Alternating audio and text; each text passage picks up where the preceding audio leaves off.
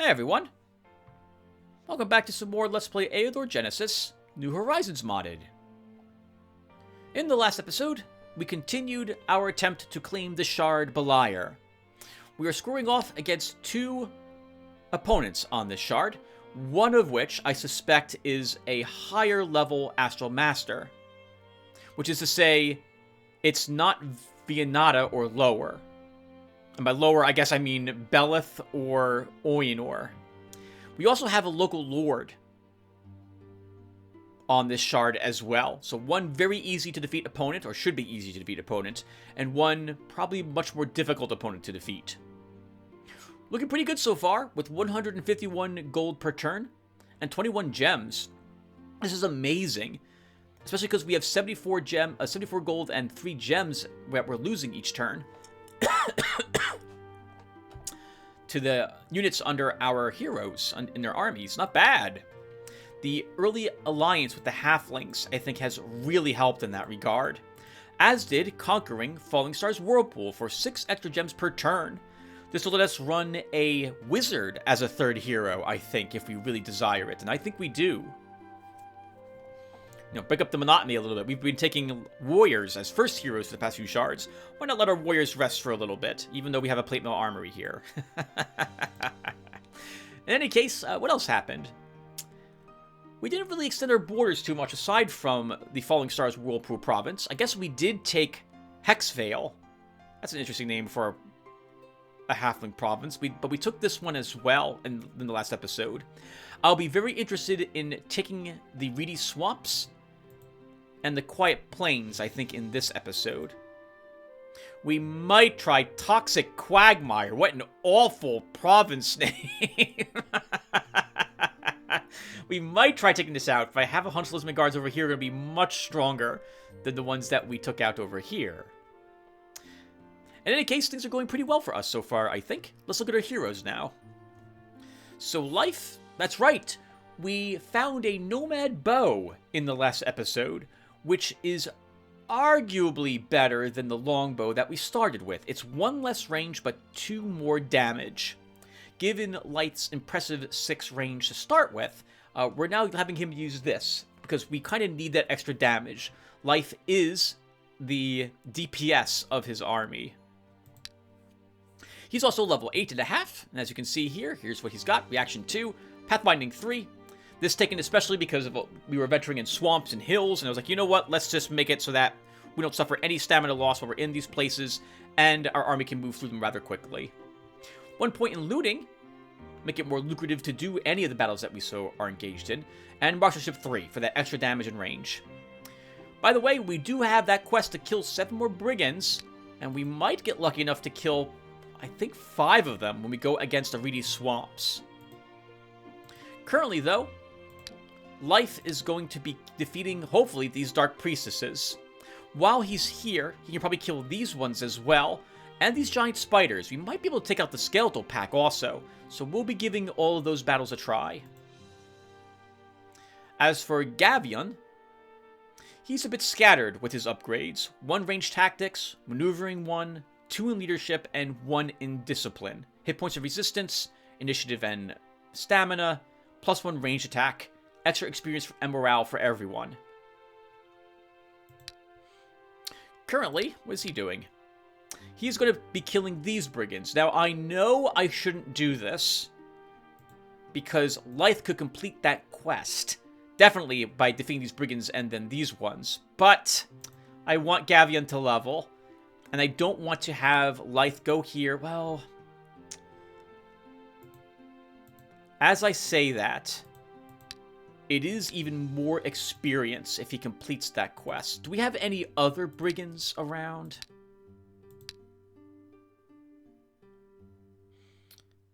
Or rebels? I don't think we do.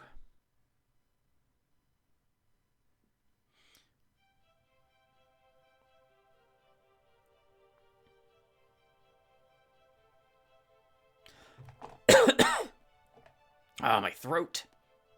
I'm fine. As far as I'm aware, I'm not sick or anything like that, but it's really dry in the house today. And my throat is really bugging me today. We do not have any other brigands. I'm pretty sure we'll find some. I'm going to have Gavion do that battle anyway. Okay, so I think that's it for a summary. Let me quickly see this part off then, and we'll be good to start. Oh. Let's try this again. Hey, everyone. Oh. So this is like my 20th time trying to do this first turn in this video. And, oh, man. The amount of incoherence that Tim is speaking aloud for everyone is just it's just unbelievable today. It's like I lost my ability to form sentences at all. I don't have it anymore. But I need to record this today. If I don't record this now, I'm worried I might not get a chance to put 2 of these videos up this week. 2 more videos. So we're going to soldier forward. Just be aware that I may make no sense when speaking. I had a rough evening last night, getting only, how many hours of sleep was it? 5.5? It's enough that I can function, and it's late at night, so I'll be going to bed soon. But it's really messed me up today. But I want to record, and I'm good enough, I think, to play the game. So we're good for it. And no, I don't feel pressured to do it. Don't worry, it's not you guys. It's totally me. I want to do this. Just be aware that what I say may make no sense today. Let's go ahead and start. All right, so Life, what are you doing? You are going after one of the groups of Dark Priestesses. So it's my belief... Okay, so what are we doing with our heroes? So Gavion has adventurers, brigands, and demons here that he can probably kill. But he can't kill the adventurers with 2 shocks. That's not going to happen here. Right! I wanted a library here, arguably.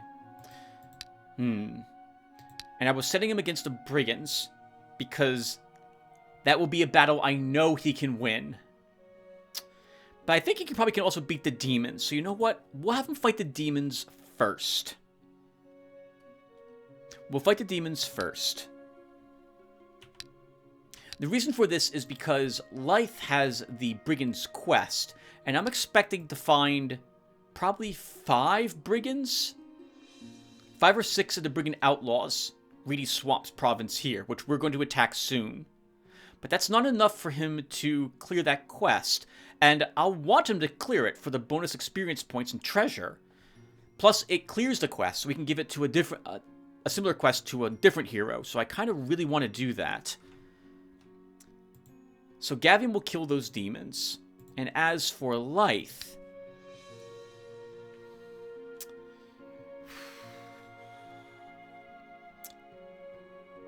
The Enchanted Pool's reward will be mostly gems, a large amount of gems, like 65, 70 gems. The Abandoned Temple will have more cash than gems. And I think Life can kill the Skeletal Pack, the Giant Spiders, and both of these Dark Priestesses groups. Mostly because we're fighting in swamps, and the terrain will generally be favorable to us, especially because we have the 3 ranks in terrain knowledge for him. Why don't we start with this Enchanted Pool? We'll get some extra gems, and with that, I'll be confident that we can hire another hero next turn. And I think I already built buildings this turn. I did. Alright. Did I cast spells? I didn't cast a ritual yet. You know, we do have Enchanted Coffer. That's something I keep forgetting about. So Enchanted Coffer gives you cash and lowers the province mood for some time. I think we'll go ahead and use it, though. The halflings are very content, which means that they're not happy, so they're not as content as they could be, but it's still pretty good. So we can go ahead and cast it on these halfling villages, and their province mood won't be bad. So let's go ahead and cast it here. Late at night, the Enchanted Coffer is left in a secluded place in the province of Moonstone Ridge. By morning, it is filled with coins, 94 gold. By daytime, displeased people line up to see your deputy, because their money enigmatically disappeared overnight. Let him tell them some lies. Just content now, but I don't think I'll use Enchanted Coffer more than once on a province. At least, I'll wait until they get back up to very content again. And the reason I'm casting that is because I want to get used to rituals. I've done a few, I think I've done 2 videos on playing Eador Genesis New Horizons, like tips. But I myself, there's quite a bit of room for improvement with the way I play. And one of the things that I always forget about is I should be checking my rituals each turn and casting one each turn if I can. And we can with the amount of gems that we have. So we'll start trying to do that in this episode. And now we can end the turn. Leo Gavion has approached the deserted ruins of a city of the ancients, which do not look that deserted, judging by the residents. 6 enemies, imps and spawns. Gavion's pretty confident. I'm pretty confident in him. Let's do it.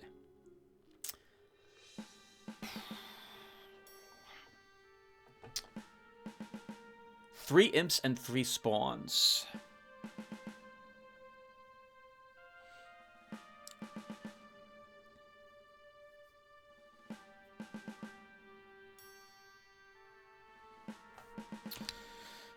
Okay, so let's think about this. And I'll try my best, by the way, especially for you, Vipera, to explain what's going through my head about the positioning that I'm doing for my setup. Because it's very important you do the setup correctly, because that really can help you win these battles. So we have imps. Imps have a ranged magic attack that does benefit from them being on hills. Doesn't make any sense to me since they're flying creatures, but there you have it.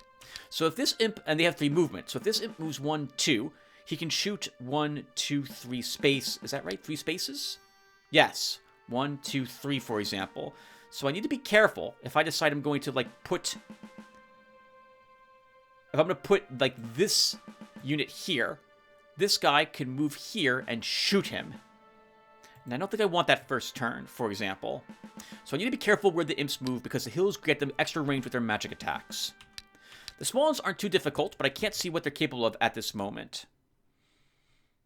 I'm mostly worried about the imps. They do decent damage, they have decent defense, they're really weak hit point wise, but that magic attack is really annoying, and they will all focus on someone if they can. So I would like to kill 2 of them this turn if it's possible.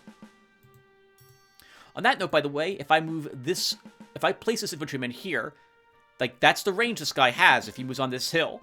That also means that he has range to this spot, so I need to be careful if I decide to move someone there as well. So I think...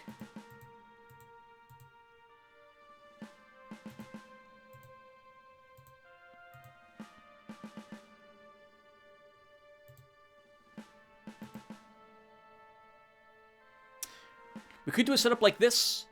Granted, my commander is at risk of being attacked down here. He does have 25 hit points, so he can take a hit if it comes right down to it, though. If he moves here, 1, 2, 3, yeah, he can hit that spot too. Maybe I'm being super defensive at this moment, much more so than I need to be. After all, it's just 1 range attack, but I'd like to avoid it if I can. Yeah, let's set up like this. If this guy does charge forward 2 or 3 spaces in particular, that's wonderful. We can kill this imp with spears and slings. We can kill another one with a shock. And then prepare for the spawns charge. So I think I'm fine with this setup at the moment.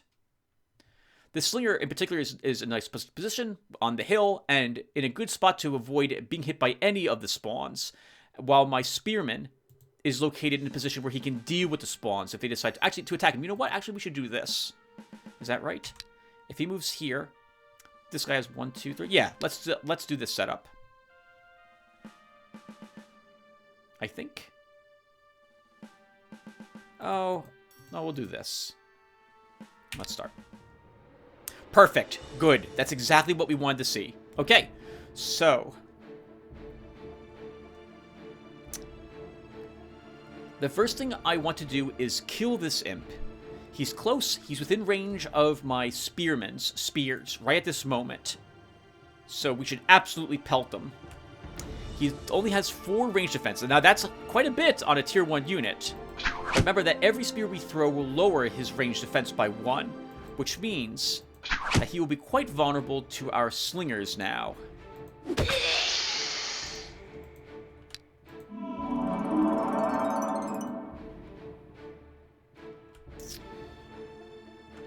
What do you have, by the way, for metal? Oh, range defense metal. Okay. So, we could move our Gavion up here for the defense on that hill, but I would rather kill an imp. So now I'm going to look at these imps and see which one has more hit points versus, which one's higher, because that's going to be the bigger threat. And they're both level 2, okay? Which one has more hit points then? This one.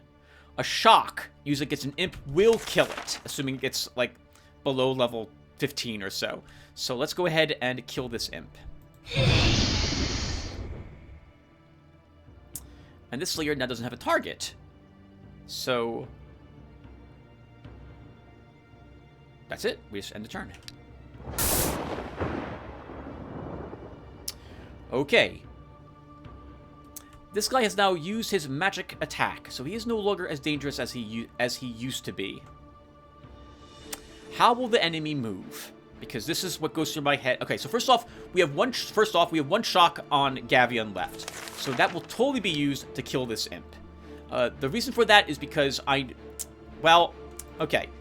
Maybe I don't have to. So if I move this guy up 1, we do 9 damage to this imp, which will kill it, supposedly, if we hit it. Sorry, if we hit it. Remember that in New Horizons, at the very least, there is a damage spread. So we might do 8, not 9 damage, or we might do 10, which kills him as well. By putting him here, though, he could be attacked by all 3 spawns, and probably will be. And I don't think he'll survive 3 hits. We don't have a way to shield him either at this moment, so I don't really want him to go down there and kill this imp. I prefer him to keep the hill.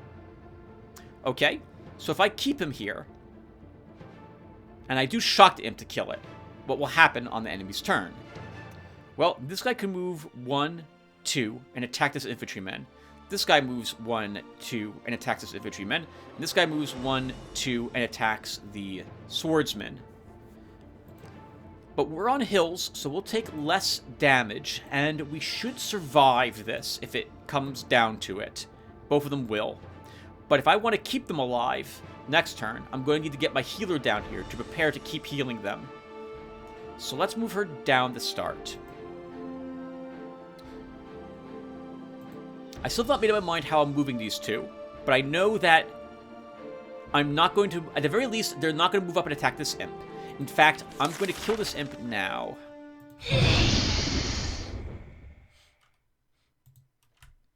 Next, I'm going to check these spawns to see if any of these have Berserk, and none of them do. Good. So I can pelt them with sling stones a little bit to soften them up.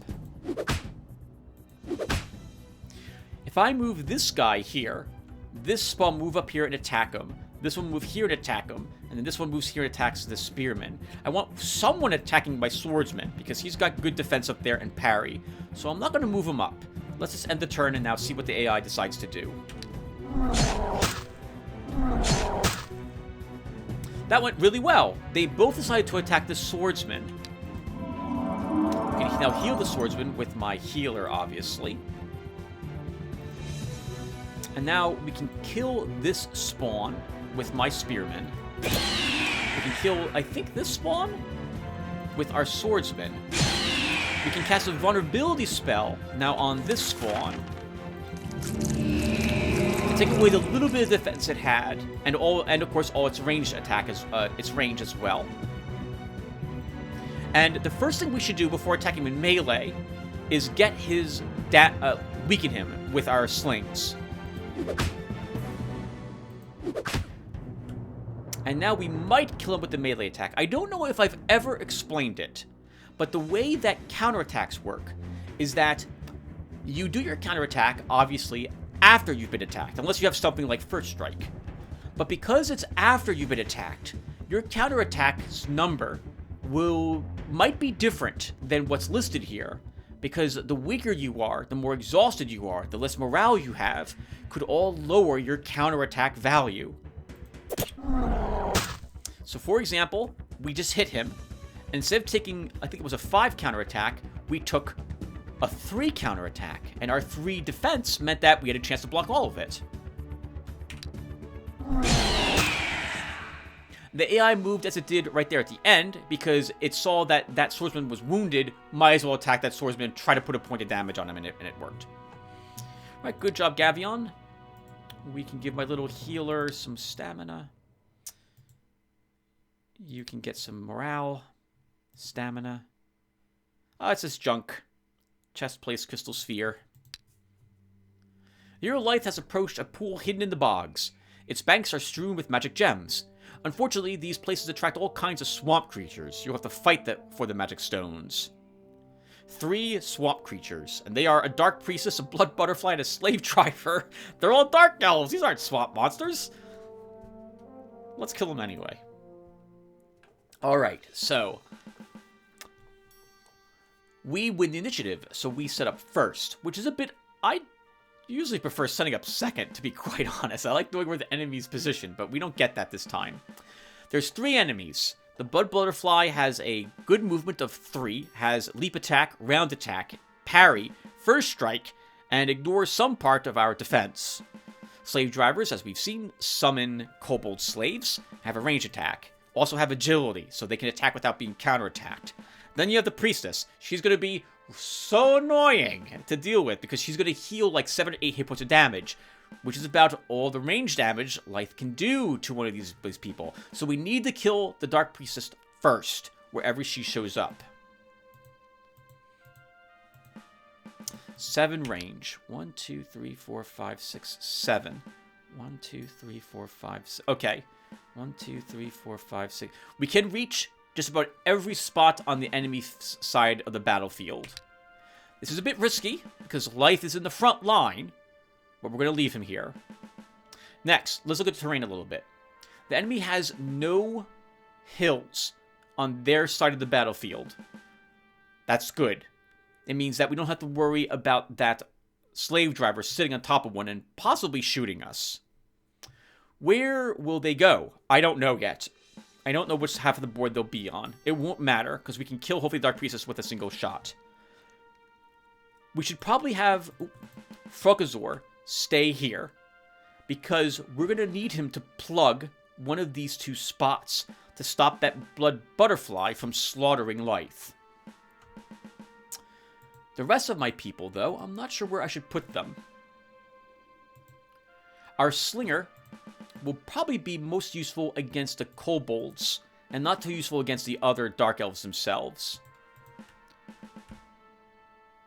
I think we'll put Lost Fremen and Adorkable as our higher level infantry over here. And this unnamed infantryman there. And finally, our healer can go here to heal these 2 in case they take hits. Actually, we'll put her here, so we can run her in either direction depending upon where we see the enemy set up. And we're good. The terrain itself is not as favorable as I would have liked. 1, 2. The enemy could start down here and immediately be out of the swamp, but I don't think they'll do that. They'll probably hug the edge of their side of the board. Let's see what happens. Okay, and they're not near me. They're actually not where I thought they were, but this is pretty good. So the blood butterfly can't reach us right away, and her leap attack doesn't help her get through swamps. She can't leap through swamps. She's probably going to move here, which then threatens anything that's adjacent to these 3 spaces. But she won't do that right away. Let's start by trying to kill her. Good. That's very good. I like not having to worry about her at all. Let's move the rest of my units up a bit.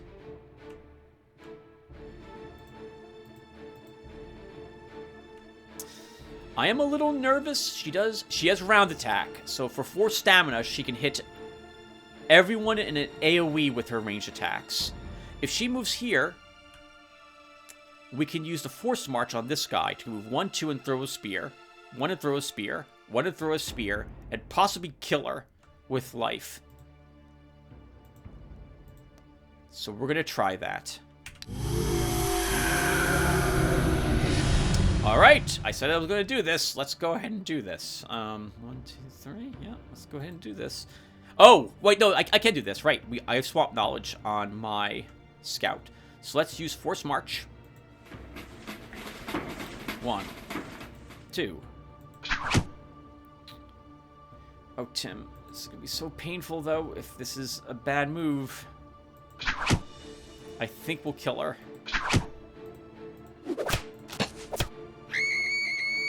Best scream in the game. Okay, now we get you away, so you don't die horribly.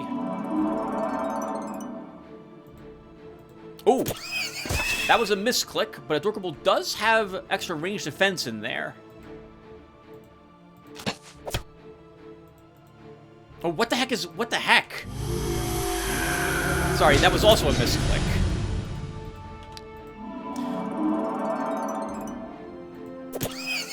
You know, something I don't generally do is try to farm for medals, but we could try that in order to help maybe Adorkable gain a medal.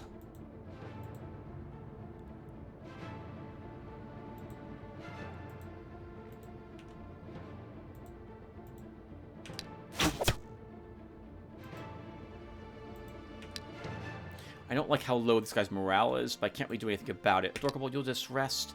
He's out of ammo.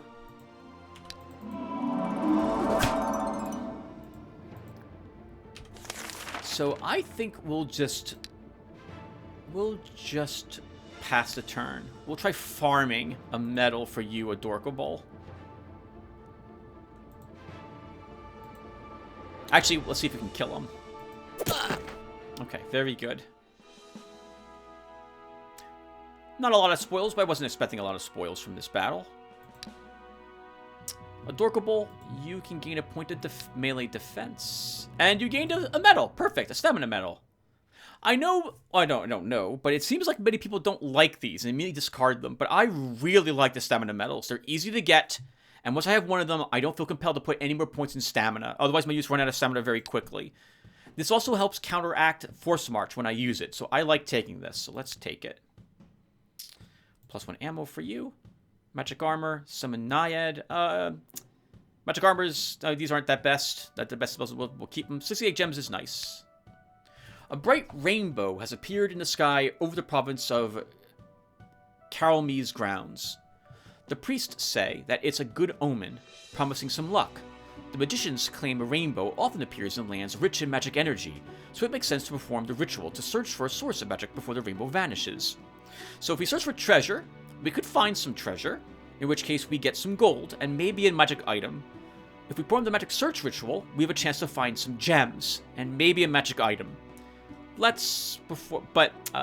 we afford the 80 gold? I don't know if we can afford the 80 gold because I plan to hire another hero this turn. We can absolutely, though, afford the gems. So let's perform a magic search ritual. Your conjurers perform the ritual, and a secluded cave filled with magic gems is found. All the crystals found therein are gathered and delivered to your treasury. Your stock of gems is increased by 83. Minus the 30 it costs to cast it, that's 53 gems. Very well, then. Desperate winemaker at the province of Ritual has produced a new magnificent wine. This allowed you to make 116 gold more during last fair. Hey, reward the winemaker. Nice, 66 bucks profit.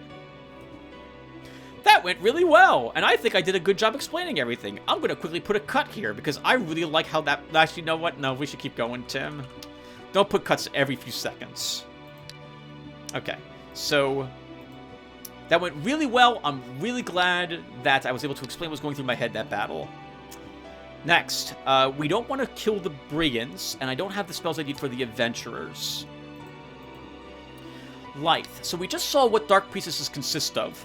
So I think we will build the library here, like I had mentioned some time ago.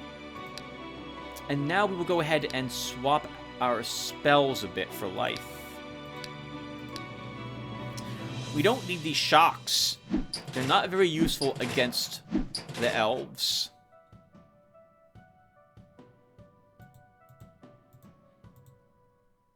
They're not useful because of their super high resistance, and I think Dark Elves are just unscrupulous. I think it was you, Alexander, or Lost Fremen that mentioned it. Someone mentioned it. I know someone mentioned it to me.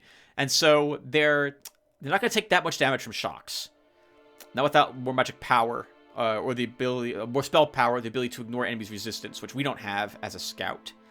So I don't think we take them to help us fight these. Webs could be useful.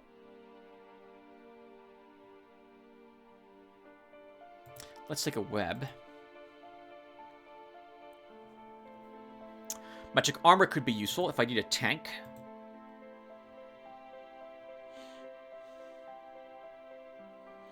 And magic weapon could be good. But I suppose I don't have a haste on him. We have no other way to recover stamina quickly. So we'll give Life a haste as well. Oh, you know, I arguably should take an inspiration, since we have a unit that's so low on morale at the moment. So I'll do that instead of a haste. And we'll fight these Dark Priestesses. Gavion, again, your current spells do not let you fight these enemies. You can't really kill the adventurers. So let's pull you back here to get new spells. Actually, while we're here, what is here?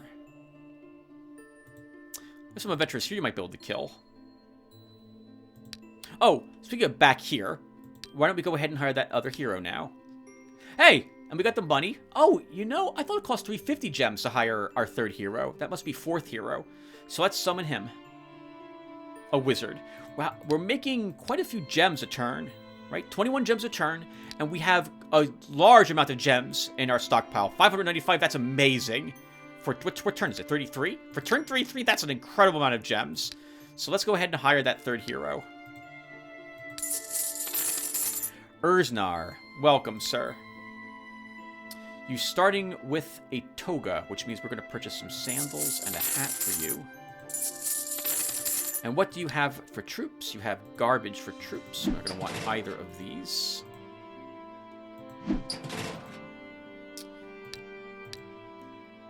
And, oh, what do you have? You have Summoning 1. And you have Trader, so you're making us more income. That's not so useful.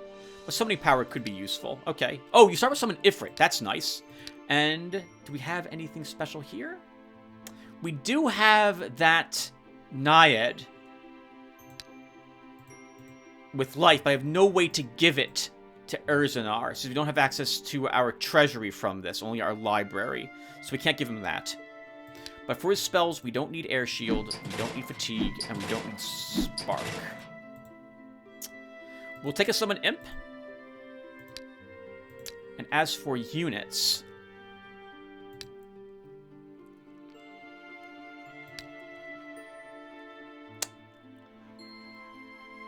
I think my units on the battlefield, their morale is affected when we summon an evil unit, I think. I don't really know, though. Well, I guess we'll find out now. Because I'm tempted to take Swordsman with me.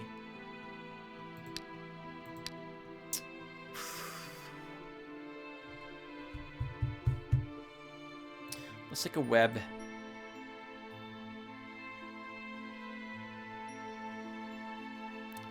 And a heal?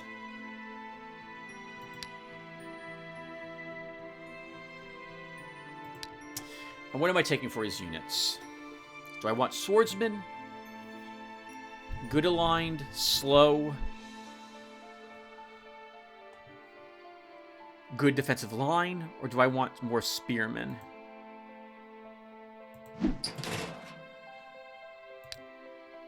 I think I want the Spearmen.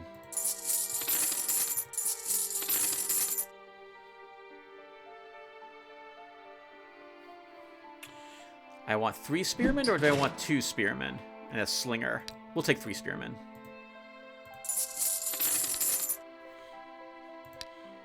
As for buildings, let's build the Crossbowmen School, which wraps up our Tier 1 units and gives us access now to the fort. For our... I think we built the library this turn. We did. Okay. Am I building guards anywhere?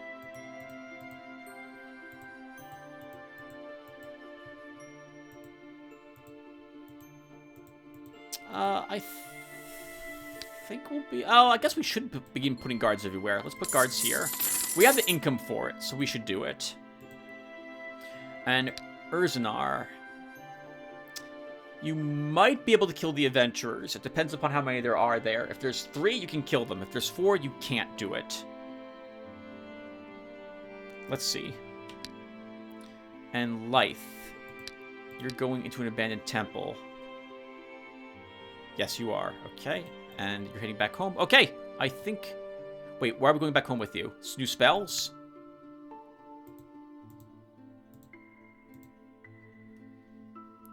We'll do it. The hero Urzanar has approached the deserted ruins of a city of the ancients. Often an ancient artifact or some treasures can be found in these locations, which explains why there are adventurers here, although they will have to fight to keep their treasures. There's 4 enemies. Elf, Dwarf, Halfling, and Sorcerer. We cannot win this fight with what we've got. No, we can't do it. We won't be able to reach the enemy with my summoned units, and they will slaughter my level 3 spearmen. We have to retreat from that fight. While searching for treasures, the hero Lythe has approached an ancient temple. This old shrine only seemed abandoned from afar. Its guards have noticed the uninvited guests, preparing for battle. Ooh! 4 enemies this time. Dark Priestess, Blood Butterfly, and a Slave Driver. If there's 2 Slave Drivers, this won't be too bad, but if there's 2 Blood Butterflies, this gets a lot more complicated. Obviously, I still think we can win. So this time we have an interesting setup. I like this bog here. This line on the battlefield means that the Blood Butterflies cannot reach me in one round. We need to start here with Lythe as well, because if we've got that Priestess in either of these corners, we're not on a hill this time. So I'll need to move up to strike her, and I need her to die immediately, or all the damage we do is futile. Everyone else, I think, stays where they are, and we start the battle.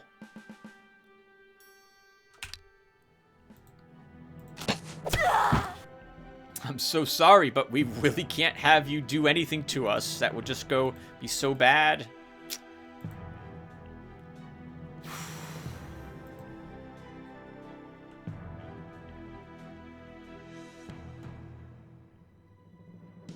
Okay, so now what are we doing, Tim? Oh, I just realized there's like a line down here they could take to get to me, instead of trying to force their way through the swamp. I'm guessing one of them is going to go down here while one of them moves up this way. If they both move down here, we can kind of reposition ourselves against the Blood Butterflies.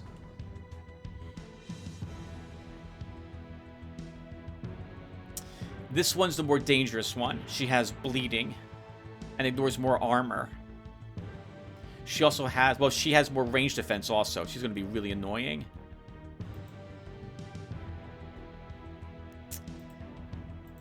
I think we're going to shuffle down a bit and assume that one of them will come down this way. And let's see what happens. Okay. One is heading down that way. She can reach 1, 2, 3. So she can't quite... Does she have Force Knowledge? She does not. So, there's no reason to do that. If you put him in the swamp, he's at risk of being hit by her leap attack. If he's not in the swamp, he cannot be hit by the leap attack. So don't do that. The same thing with her. We just let her advance 1, and we don't do anything until she advances a 2nd spot, because she can't reach us. She has to move into the swamp, at which point her defense is lower, and that's even better for us. So the question is, what am I doing about... Well, what spells am I casting now? Or am I shooting one of them? So I can't sleep any of the Dark Elves. Their resistance is too high. At 5, they'll ignore it. That also means we can't headwind any of them. We could vulnerability one of them, but the vulnerability will only last for 1 round and then it's gone. So that's not going to be very helpful to me. If she moves up 1, for example, and then I cast vulnerability on her, we could then move up Lost Fremen and Adorkable to throw spears at her. And she would have only 1 range defense. We might be able to kill her that way. We absolutely will if I shoot her now. So why don't we do that?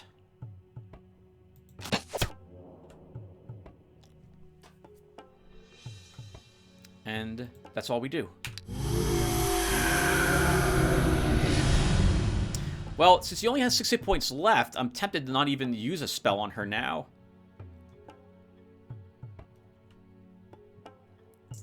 You'd hit her for 1 or 2 damage. You'd hit her for 2 or 3 damage, and we kill her with the slinger. I don't think we need to use anything on her. So I'm not going to. She's dead. She will die now. Best scream in the game. I'll never get tired of hearing it. That is amazing. Okay, well that went really well. Since she can't reach us, because these are swamps, right? Yep. So all I have to do is move you back a spot, and we can just shoot her.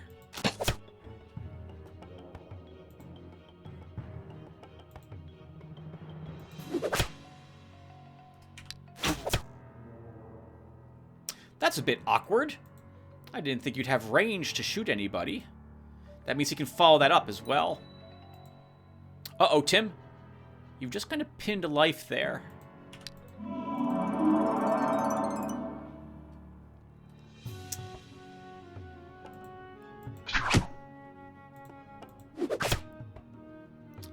So Frokazor can kill her, but she has first strike. Will bleed him with her counterattack as well.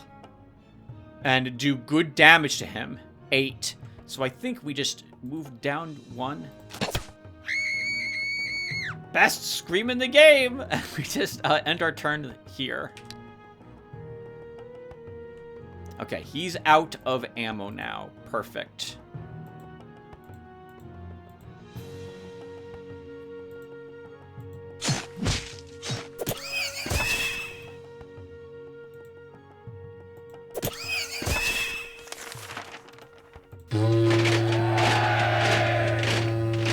Very good. This is going extremely smoothly. I'm doing really well at this moment. I'm really happy. Things are going so well. Oh my god. Like, taking my time and talking about everything is actually proving to be really handy. Who would have guessed?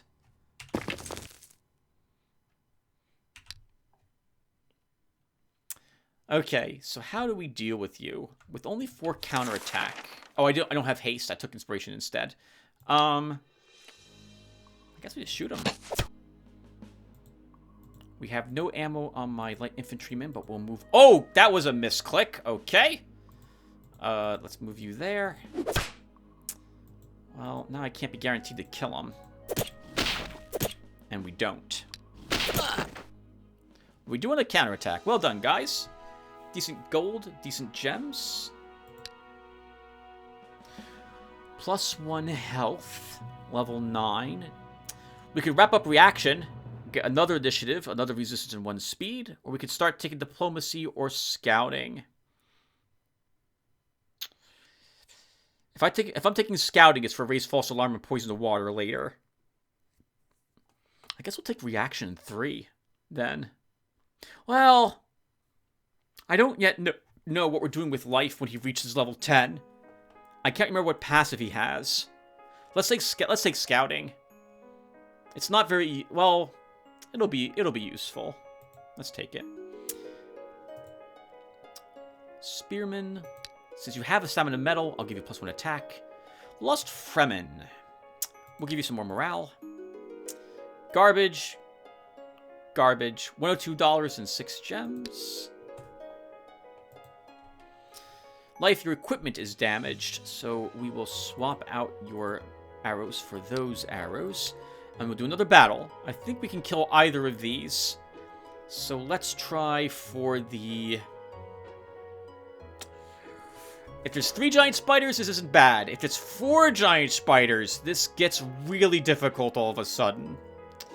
Skeletal Pack will be easy. It'll be a Necromancer and a bunch of Narnas. Or, as I like to call them, Hernias. So, we can go ahead, I guess, and do this first. I think we can handle that more easily.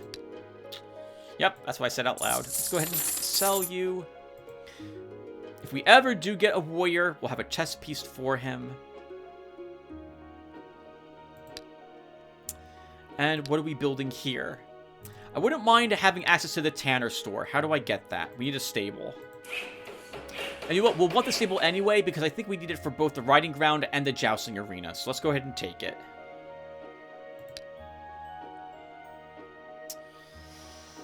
Gavion, your spells, I mentioned, were messed up if I want to fight the adventurers over there. Because adventurers over here as well that I know, whatchamacallit, can't kill, but maybe you can.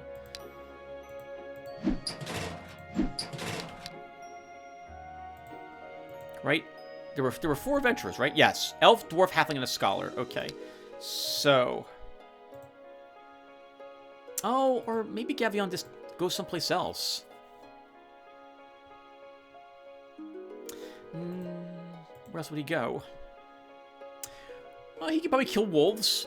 He can probably kill these orcs. We can probably kill those dark elves, so that will be really annoying. We might be able to kill the thicket guards, whatever they are. I don't even know what... Actually, I don't know what they are. We can probably kill the Knightly Order if it's not too strong. Might be able to do Monsterologist. That'll be a sorcerer and something. So I guess we'll go up there with you. So since we're going to do that, then why don't we take a triple blade, a magic armor. We won't take a vulnerability, and we'll take a heal.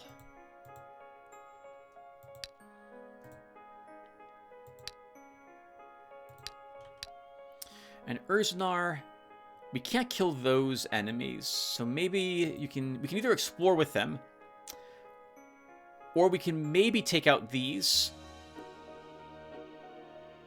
We can definitely defeat the enemies here at the Iron Deposit. Well, actually, I don't know. It says undead, but I think we can. I'm assuming it'll, because it's a Ring 1 province, it's probably going to be 6 or 5 undead. So if I'm going to do that battle then, Tim, you should probably take a shock.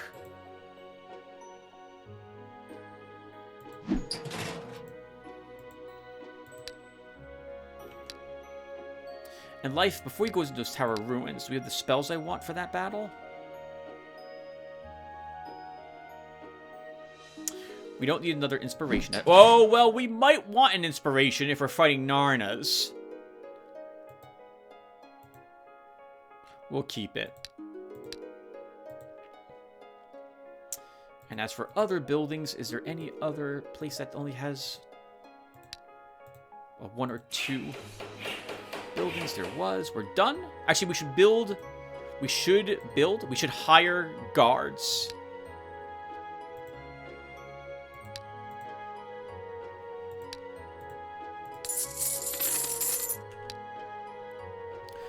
The hero Lythe has approached a half-destroyed ancient tower. The inhabitants of the old citadel have noticed him and are preparing for battle. 6 enemies, Necromancer Narna. I'm assuming there's 1 Necromancer and 5 Narnas. I can't imagine there would be 2 Necromancers. We can still win if there's 2 Necromancers, but this gets more tough because of all the fears cast on Lythe. But I think we can do it with just 1. You know what? I've just convinced myself to scout this. Alright, there's 1 Necromancer, so let's attack. Alright, I see a hill up here, which is useful. So we'll put Lythe up there. Their Necromancer will probably be on this hill. Which means that we don't want to approach him, because he does a lot of... He'll do a lot of magic range damage. But we want to get ready for those Narnas. I don't quite know where they're going to start from.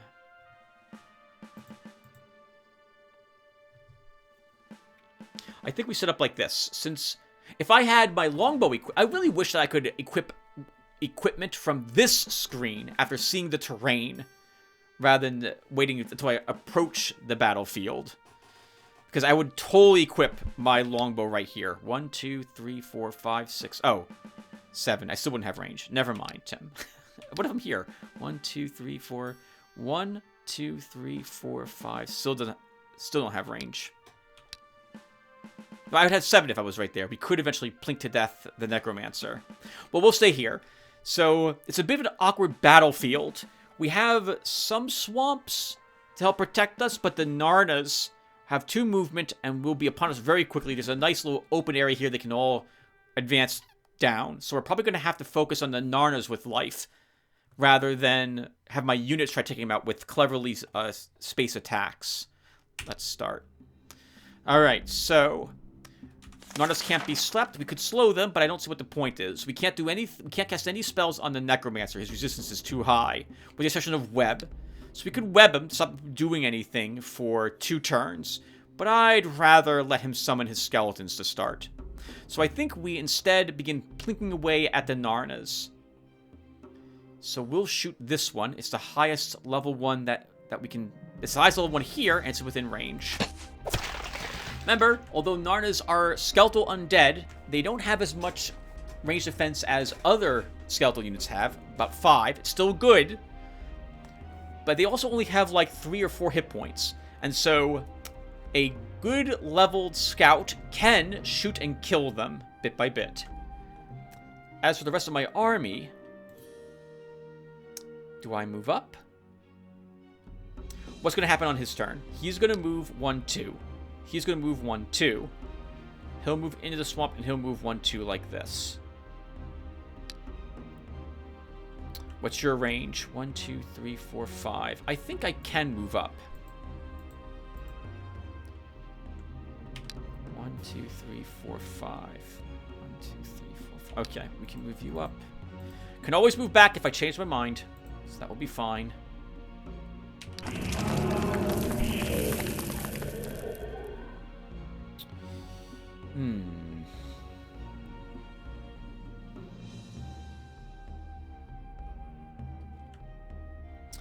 My original plan... Hold on. What's your range again? 5. 1, 2, 3, 4, 5. So my original plan was to move up Adorkable and Lost Frem. Adorkable here, Lost Frem there. They throw spears and kill one of these Narnas. This Narna we could have moved up... Oh, we would have taken a big, giant, magical attack. But he could have moved up and killed this one. And I could have shot a third. But this skeleton changes things a bit.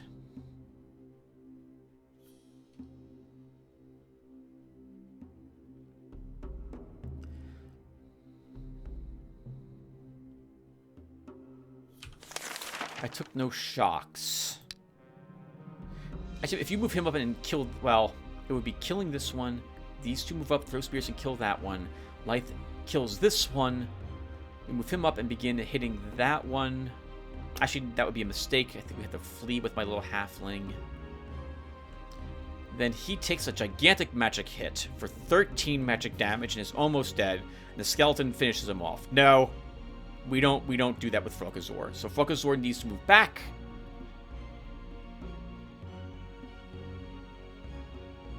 Does he need to move back? So hold on. Yes. So, okay.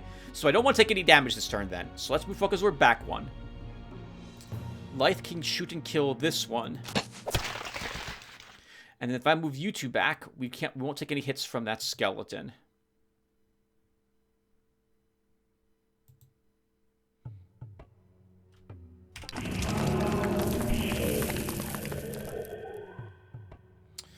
All right, the enemy is at the gates. So what are we doing? So first off, can 5 range attack. 1, 2, 3, 4, 5. Okay. But we can maybe kill it with melee. Let's see if we can put a point damage on it with a sling. We did. So this should kill him. That's the slinger protected. I can move you, Adorkable, and Lost Fremen up and throw spears here to kill this. You'll take a big hit from the skeleton, but you'll be okay. And I can shoot and kill this. So why don't we do that?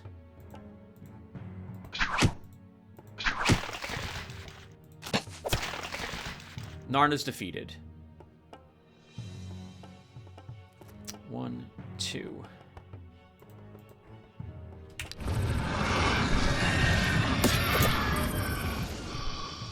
He is fearing our hero. He probably has 1 ammo left, okay.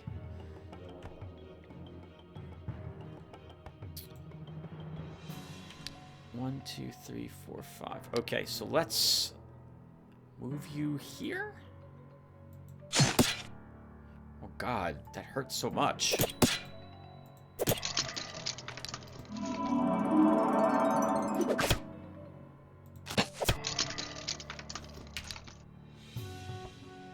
he resting?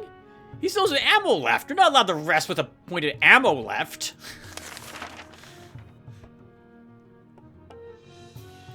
He can't do that. That's not... There's something in the rules that says that the AI must cast fear repeatedly.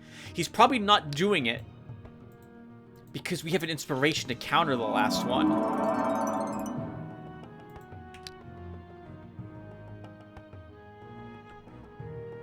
I won't kill him with this. I will kill him with this. Okay. I'll take it, sure. Okay, spoils not very much. Fuckazor, let's give you some morale. Adorkable. I'll give you another counterattack. That'd be 9 counterattack. Let's do that. Halfling Pippin. You didn't get anything useful here. Let's give you a counterattack, I guess. Garbage! Dash and another Marshal's baton. Baton. Garbage. Absolute junk. Come on, game. Stop giving me just trash from these battles. Let's fight the giant spiders next. Please don't give me garbage. Gavion. Let's fight the wolves. Urzanar. Let's fight the undead. Do I have... I have this province that needs another building. Let's build a granary here.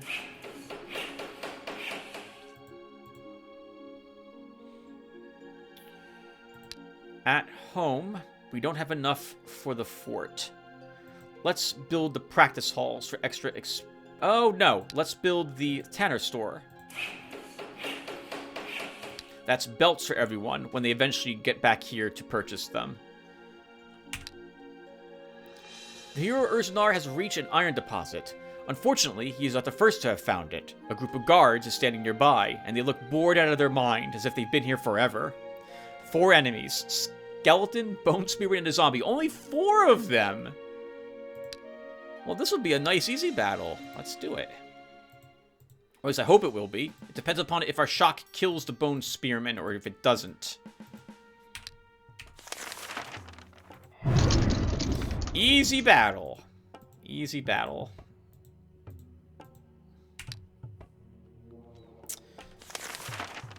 Okay, so let's look at my... What is your morale? 10, 12, and 10. So if I summon a demon...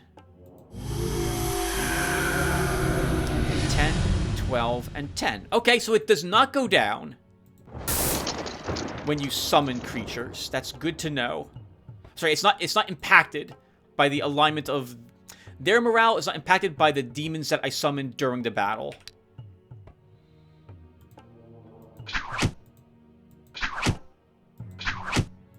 And I don't care about you, demon. Wow, you're gonna live? That was a mistake, actually. I should have had someone else attack it. What the heck, Tim? And be careful how you move, people. Oh, look at this Ifrit. That looks pretty good. This looks like, you know, this looks like something I would see summoned in Final Fantasy. Isn't there an Ifrit? I think there is an Ifrit summon spell there. So what do you do, by the way? I've never seen an Ifrit before. Should I read all this?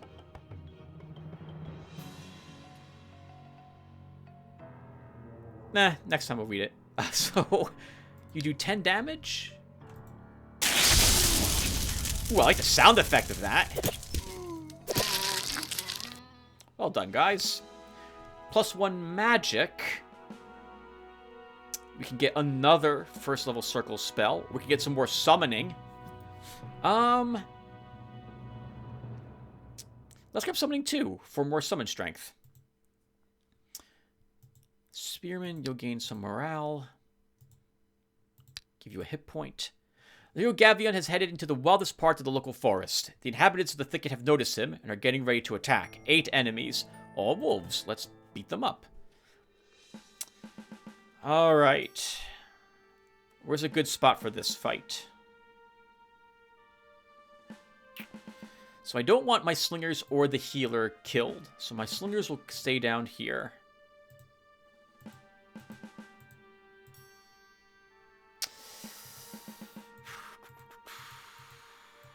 Ew. Okay, I don't like that position, so let's reposition then. I want my healer to heal all my front lines. Or as many of them as I think she needs, what she can reach. Oh. Like this. Like that. Yep, she can move up here to heal this slinger. The swordsman probably is in no danger thanks to his defense and parry.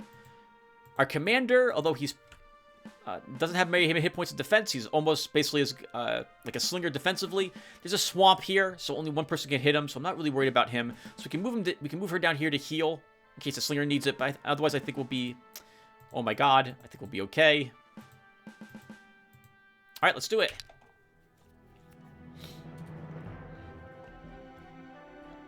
Okay, so this guy's out of the woods. Oh, but this slinger's not going to be able to reach him, Tim. It's too late. I've already deployed, and I can't move him out. Okay, let's move you up. Throw a spear. Couldn't kill him. We'll armor him and move you up, and then move you up. Oh, well, you know what? I like this position a lot better. This is perfect.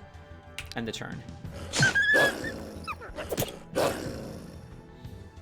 Why did they both not attack the spearman, you're asking? Well, he's got a fantastic armor now of 6, which is much higher than the swordsman. So the AI attacks him first, although the parry gives him the effective armor. So he really should have attacked the same guy twice to lower his stamina, but the AI did not do that.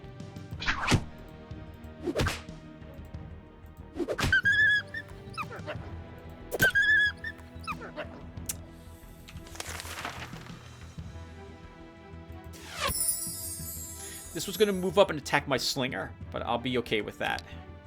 Oh, well, it won't. Now it won't. Perfect. Okay, let's move you up. Move you up.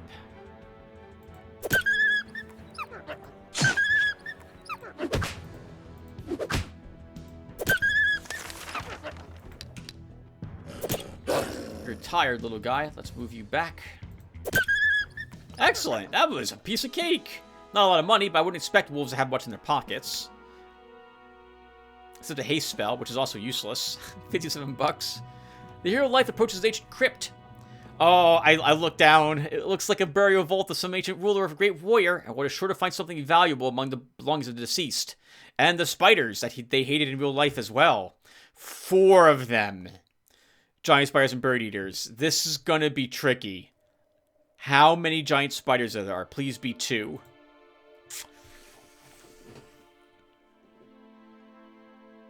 Oh, can I kill 4 spiders?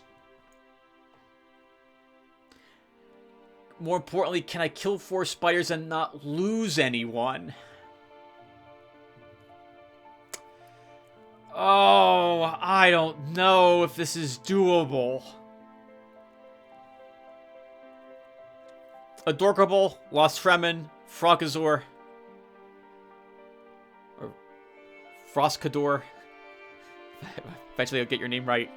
I'm so sorry. We're gonna do this battle. Some of you are dying here. Let's do it. Alright, where are we setting up for this? So, the terrain is misleading. It's not very good for us. So these are forest tiles, not swamp tiles. So spiders have forest knowledge. They can run straight through these without any issues. So the good news is that there's a small choke point, but the spiders they're gonna be upon us very quickly. We have a little wall here with a potential choke point. I don't think, though, the spiders will set up down here if I do. I think they're going to set up over here because of all the free open terrain that they've got to reach me.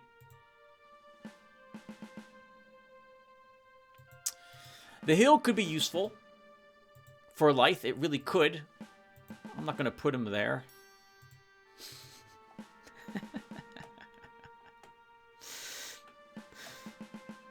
Froscador. I hope you didn't have any feelings for this halfling of friendship or camaraderie, because he's going to die horribly.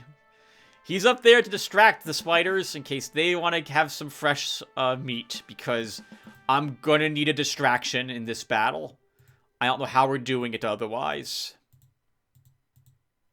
So my thought is, Lythe is down here all alone, not near any of these, not near any spot that a spider can easily reach him. Probably here is probably a better spot. Oh, no. Should be here so we can scoot him this way if we need to. Because the spiders won't be able to reach him with their webs, and we'll be casting spells initially. My plan is to sleep one of the starting spiders. We'll probably sleep the bird eater, so we don't have to worry about all its poison in our face right away. Or we'll slow one of the giant spiders, depending upon how they've assembled themselves, to see if we can slow their eventual arrival and drain its stamina. Otherwise, our army is, I think, about as set as it's going to be. The good news is we have a healer here, or an herbalist, which means that she can reduce, I think, the number of turns that the poison lasts for by 1. I think that's the case with her. When using healing on this unit, can reduce the duration of poisoning and bleeding in friendly target by 1 turns. Yep. Alright, this is what we do. He sits here. Oh, nope. Nope, still wrong. So, he sits here and just fires as much as he can until he's dead. The good news is that'll open up a tier 2 slot for a tier 2 unit. And God, I hope we don't lose one of my other units. Let's see what happens. Okay. Instinctively, I want to slow this spider. If I slow this one, then it gets to only move here on its turn. This spider moves down or moves up, and this one charges up. And this, I don't know what that does. But I don't really care because it will not be a concern because I'm going to sleep it next turn. So let's go ahead and headwind. Do I still have a stupid... I have an inspiration, Tim. You should have checked your spells first. Let's go ahead and headwind him to start. And all of my army, with the exception of you, Frokazor, I think we have to do this. And we end our turn. Okay. I don't have to sleep this guy yet. We can let him stay up there. And I can instead put some damage on one of these spiders. Moves 1 space, moves 2 spaces. So I'm not as concerned about this one yet. Let's start shooting this one. That's a good amount of damage. 10 damage is very nice.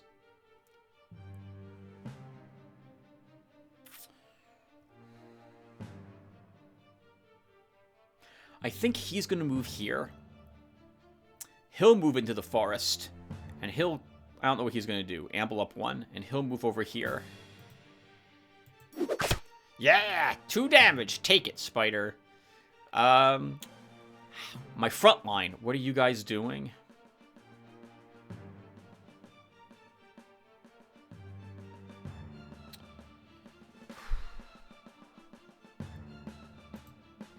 Fuckers, where I could move you up a spot. That's committing you to the battle, though, because I can't rapidly get you away if that happens. I don't think we can do that. I think you just keep everyone else where they are at this moment. End your turn. Okay, as I thought, he went into the forest to protect himself. Let's move like this. And I need to sleep something now. So we're going to sleep. Am I that concerned about him? It'll be 1, 2. Yes, I am concerned about him.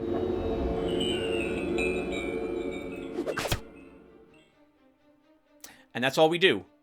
We'll wait and see what the spiders do now. This one is thankfully out of position.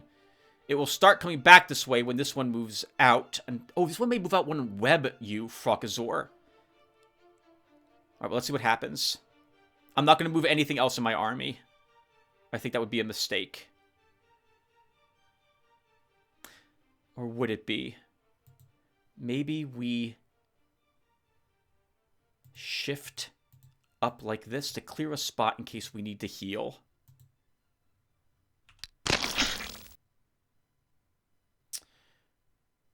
Okay. This is going very well. The spiders have moved a bit awkwardly. We can probably kill this spider this turn. That one's very tired, but I need to move up this turn. So let's start.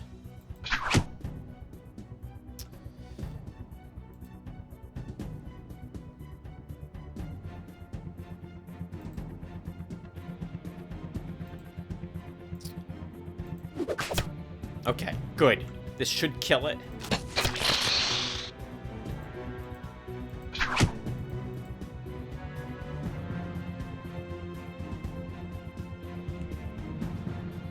I'm so nervous. I don't want to lose you with Workable.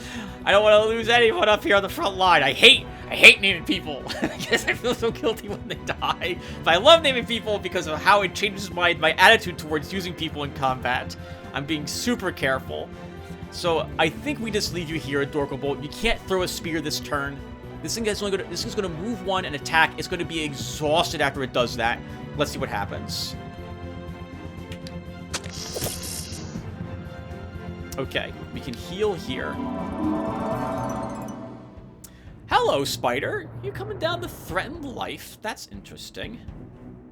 So without any stamina, we can beat this one up.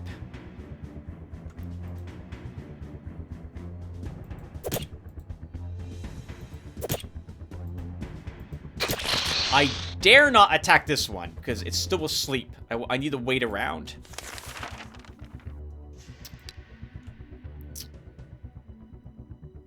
You're not webbed next turn. If it moves 2... Okay.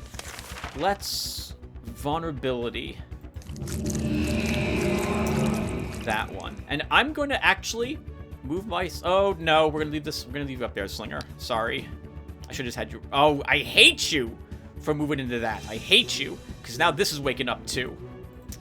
Alright. Let's move my forces down.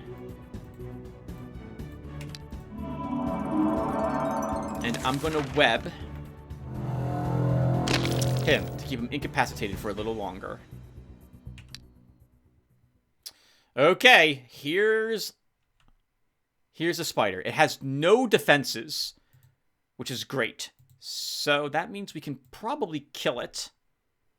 Oh, its poison is not as bad. That's also good to know. That said, I don't want to hit it with like a million melee attacks. I have everyone poisoned, so we are absolutely going to weaken it first. Okay, this is going extraordinarily well.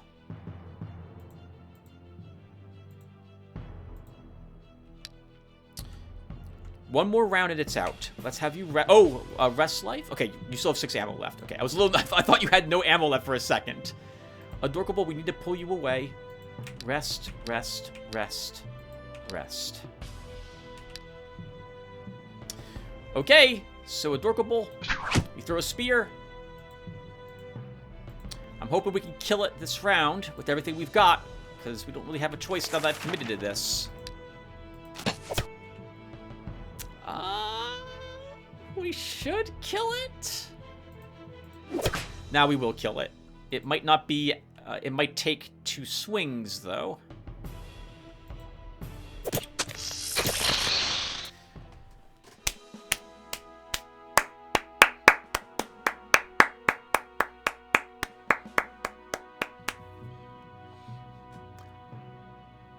I'm amazing. I'm amazing. I'm pretty damn amazing. That went really well. No one took any significant damage that turn. In fact, the only damage we took was from Lost Freem. I used all the spells, I think, very effectively that battle.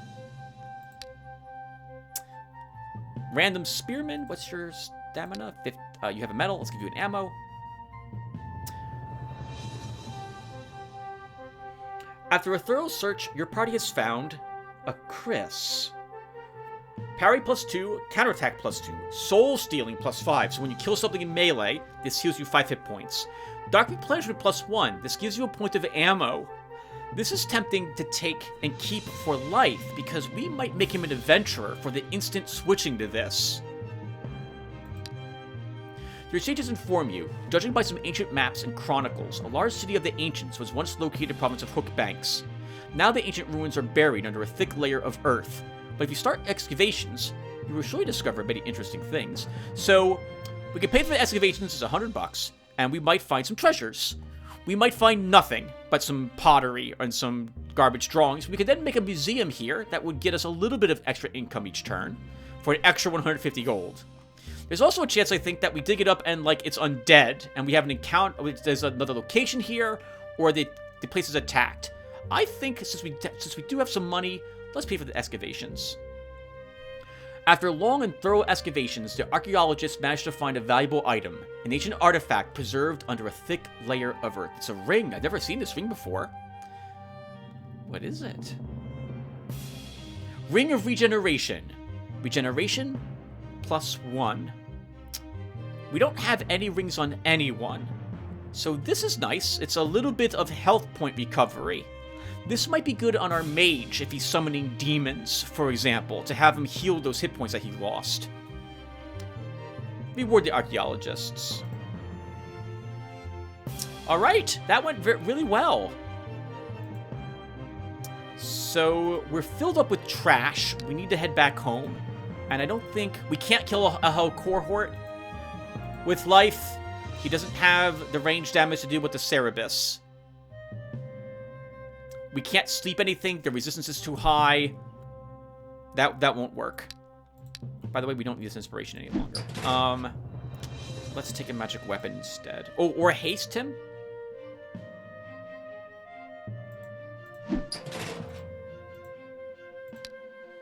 Let's go home. We'll sell the garbage, and then we'll be prepared to attack. Oh, well, you know what?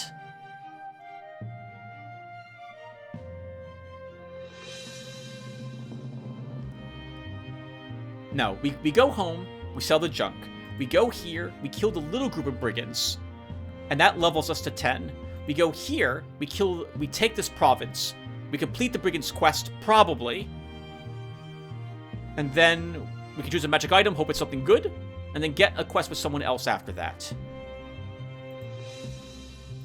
Gabion, let's have you fight these orcs. Urzanar, you gained a magic. Let's send you back home. So a thing I tend to do, especially with my non-warriors, is that whenever they gain a point in command or magic, if they're lower than level 3, or if they're level 1, 0, 1 or 2, I send them back to the starting province to gain whatever, like another magic spell or a unit, because that really helps their initial firepower, their strength of their army, in being able to defeat whatever it is that we're up against. So we will continue to do that with Urzanar. I also always do it with a commander. If he gains command, it's extremely useful for him to have more units in his army. Alright, what are we doing now, Tim? So, what provinces of mine have 2 buildings or less? Okay, let's build a pub here.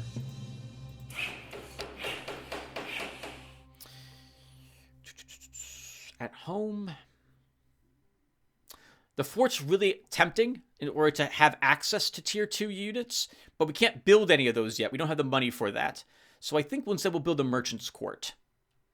It'll give us access to the duelist, which will be a nice addition to any of my armies as a tier 2 unit. We gain only one of oh, sorry, is that right? Yeah, we gain 1 duelist at this moment.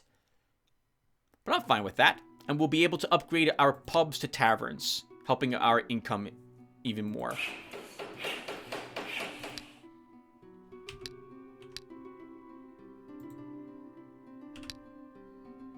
The hero Gavion has approached a half-destroyed ancient tower. The inhabitants of this old citadel have noticed him and are preparing for battle. 4 enemies. You know, this looks like something I would see in The Witcher here. What a beautiful picture that is. Bugbear, Orc, and Ghost Whisperers. Let's attack. I think we can win. Actually, we will win. The question is, how many units will we lose attempting to win?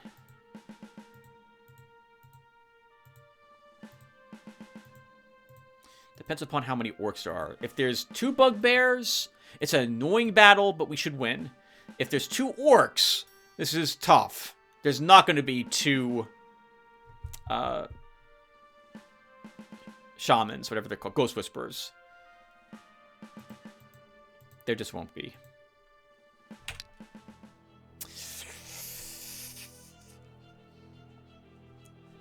We'll win.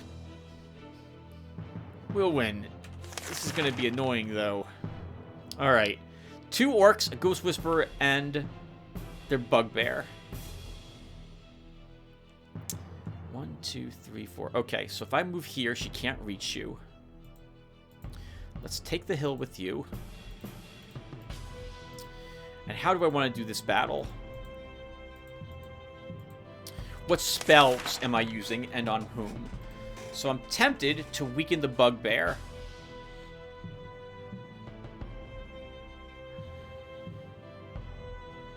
I think we do that. Okay, it didn't drop her low enough such that her stats were lowered at all. Oh!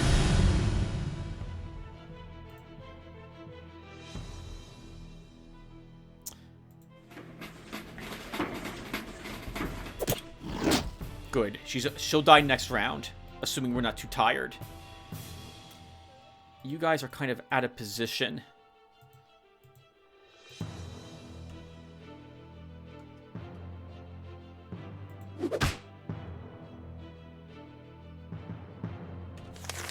I don't need any other spell cast quite yet. Let's move you up, Gavion.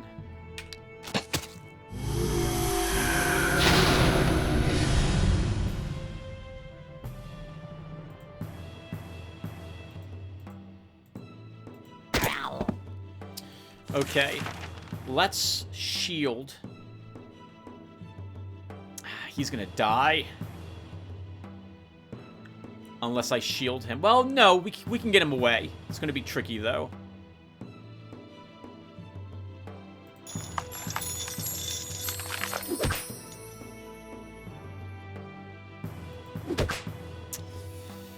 We're gonna have to probably fall back with this army. In fact, I know we are. Let's start doing it now. Well, since he's going to be in the forest, he'll have more range defense, and that's going to be super annoying.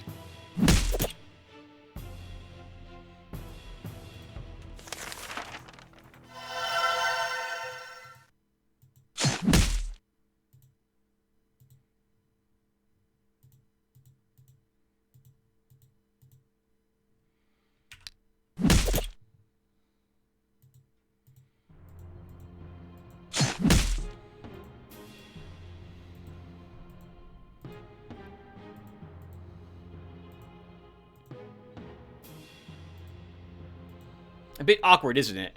It's just for orcs, but orcs are really stupidly tough. He's gonna shield bash this guy. Watch.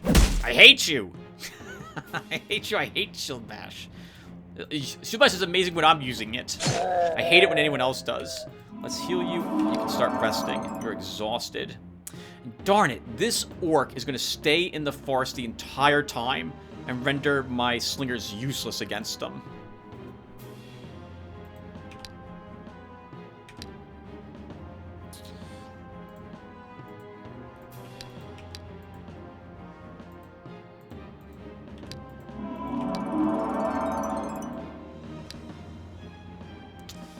I hate this so much. Let's think here. You move here. You have to rest. You have to rest.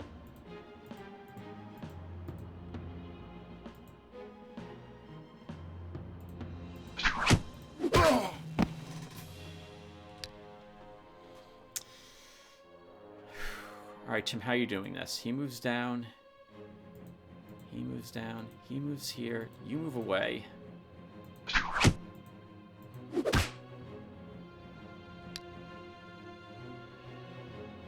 Oh, gonna threaten my commander, are you? You can take a hit.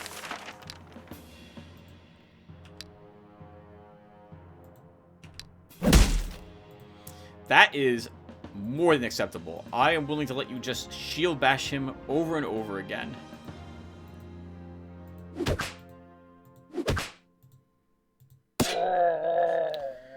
Woo! +1 command. You're going back home then. And I think we want either Defensive Tactics 1 or Maneuvering 2.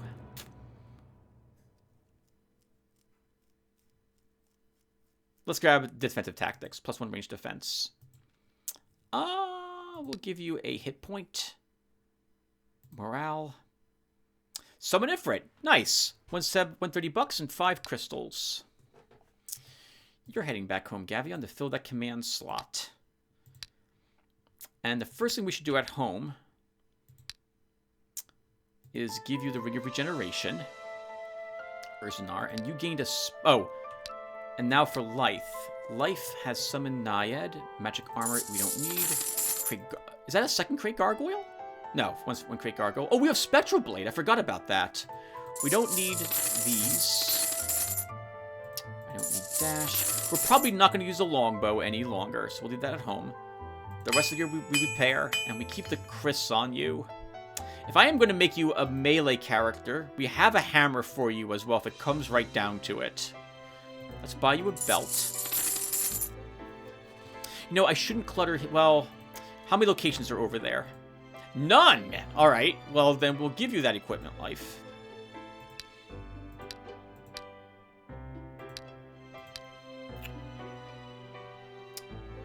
The wizard gloves should go to our wizard. We have some leather gloves. We already have a cap. We have a better suit of armor.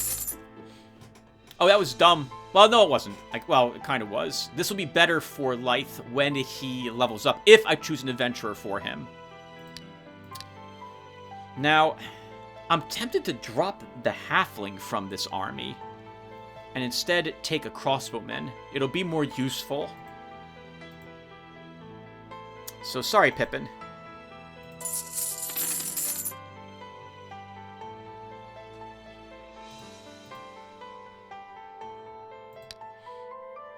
But there we go. And now Life heads over there. Gavion, you're heading home. Urzanar. You gain the glove. We give you a belt. You know, I'm just gonna let's go ahead now and learn you a second level spell. I guess it should be Create Gargoyle, since that works based on your summon power. So let's take it. And we have an Ifrit spell, don't we? Oh, we just found one. We have a Summon Naiad. We're not gonna... What were the other spell schools I learned, by the way? Good, not Necromancy. Okay, we're not making you a Necromancer, Urzar. I'm not gonna do that. At least I don't think I am. I'm gonna hold on to that scroll anyway. Alright, let's learn Summon Naiad instead of the heal. Naiads do heal, so at least I think they have a chance to spawn with that ability. And I think you might now be strong enough to fight those 4 adventurers. Although I should drop the shock. And take a triple blade.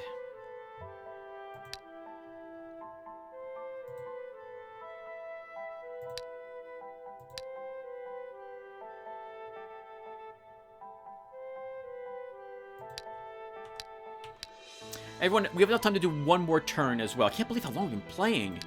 It's only been like 5 turns. Unbelievable. Oh, rituals, Tim. Rituals. You were saying earlier you should cast rituals. So Enchanted Coffer is ready to be cast again. So let's put it at Hexavale. Late at night, the Enchanted Coffer is left in a secluded place in the province of Hexvale. By morning, it is filled with coins. 160 gold. Tell him some lies.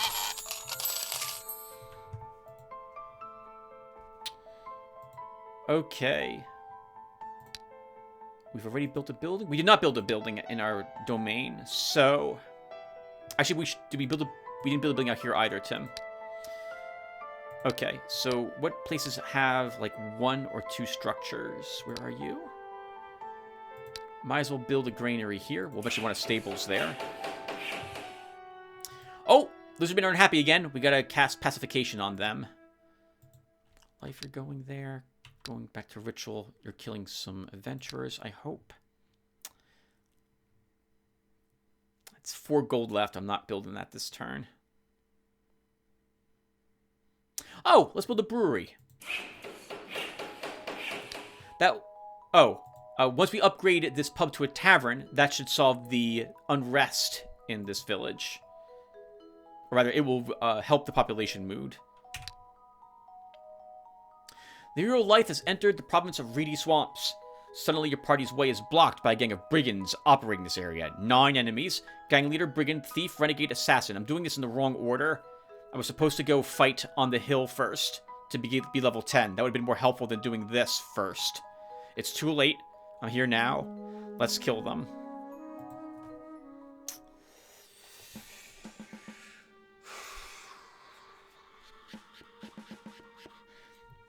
Well, I can tell you right now, if they have 2 renegades, at least they're going on those hills. They have 1 renegade's going there. I suspect they have 2. I think they have 2 renegades, probably 2 brigands. Sorry, 3 brigands, 2 thieves, 1 gang leader, and 1 assassin is my guess as to what's going to be here.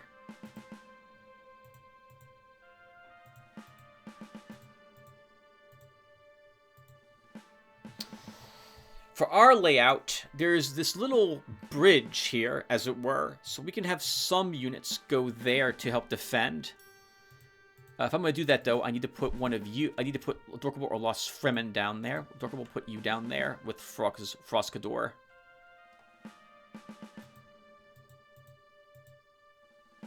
What's happening here? You go there. You go here. Nope, that's the wrong guy. Okay. All right, that's good. Let's start.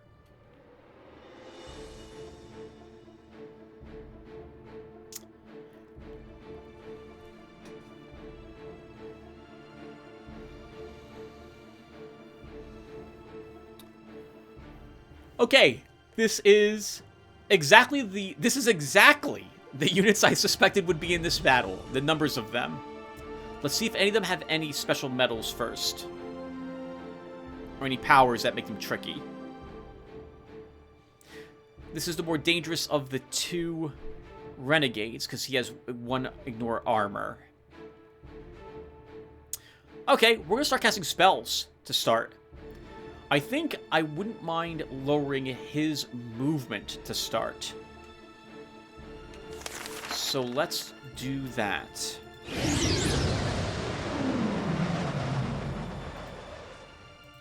Frokazor moves up 1. 1, 2, 3, 4, 5, 6. And as the only target in range, he should be fired upon by that renegade. Dorkable will move up to keep him company. The rest of my... Well, I guess... Yeah, the rest of my army stays put. I said they stays put. She stays there. Let's see what happens.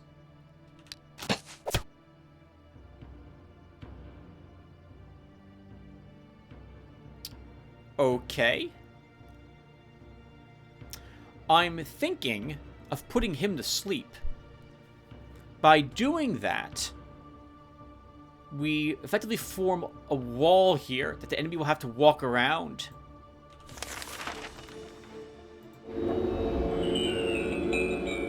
And we just ignore him.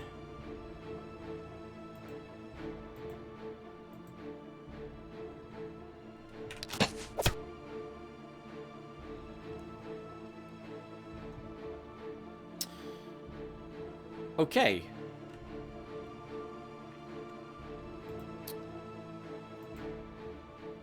This is fine. We just stay exactly where we are, I guess. Oh, actually, do I move up? Okay, so hold on. If I move you up 1... 1, 2, 3, 4, 5, 6. You can shoot him and probably the guy on the hill.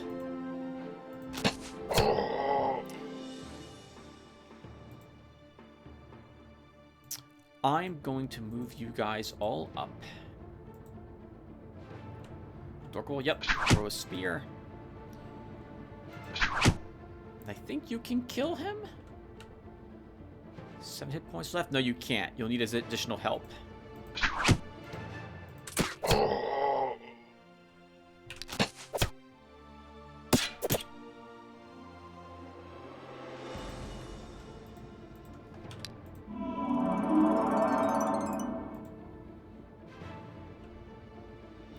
He's still not waking up for another turn.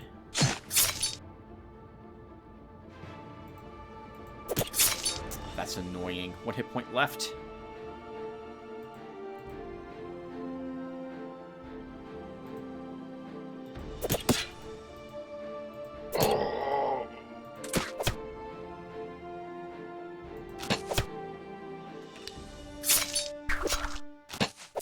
Oof.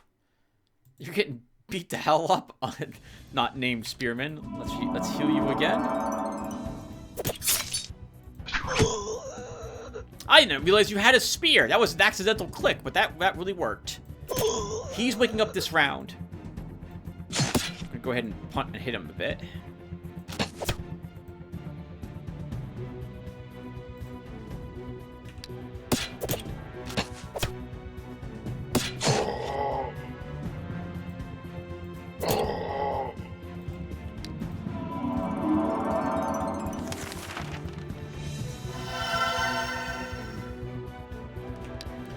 Rest, rest, rest.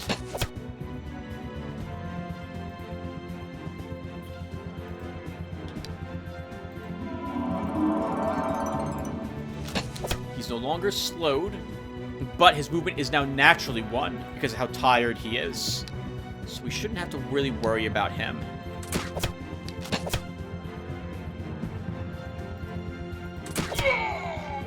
You know what? I'm going to farm for a medal. I almost never do it.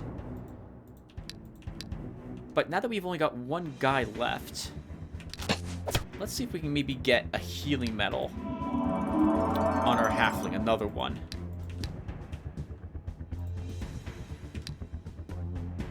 And he's out of ammo. He's also really tired. And I want a medal, so I want to pull back a little bit.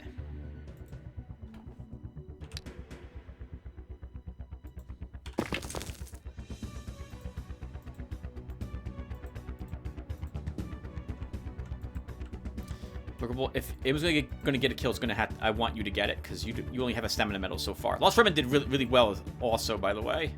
Good job, guys. Charge!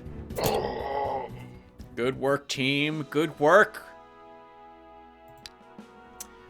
Scout Lyth has achieved level 10. It's time to determine his future. All right, everyone. What are we making him? I can't remember what his passive was. Crap. Gavian or Life had authority. Which one was it? Because if it was Life, it'd be nice to have the summoning power so that we could put demons in his army and the morale would all work out in the end.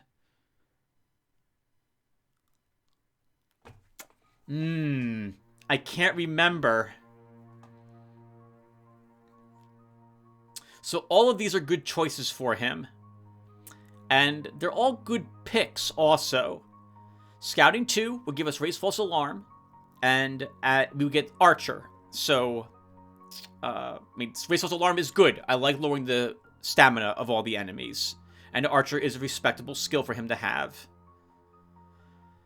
Adventurer with Constitution as the pick to select this profession is good. It's hit points and stamina, which even an archer, without doing any melee, would benefit from. Maneuvering 1 is useful for the extra initiative and stamina. I think we've taken 2 ranks in the reaction for a scout, so that's even more initiative. And summoning 1 is useful for life if we're going ranger and if he has authority. And I can't remember if that's what he has. Oh no, Tim. if he doesn't have authority, you will not want him to have this. You will want him to go someplace else. Okay, so hold on. So if we go the route of the mage, that I wouldn't want summoning strength if he doesn't have authority. Because I would want... I think it's at tier 2. We get the option to summon hellhounds for his army permanently via a spell, if I recall correctly. I think that's an option.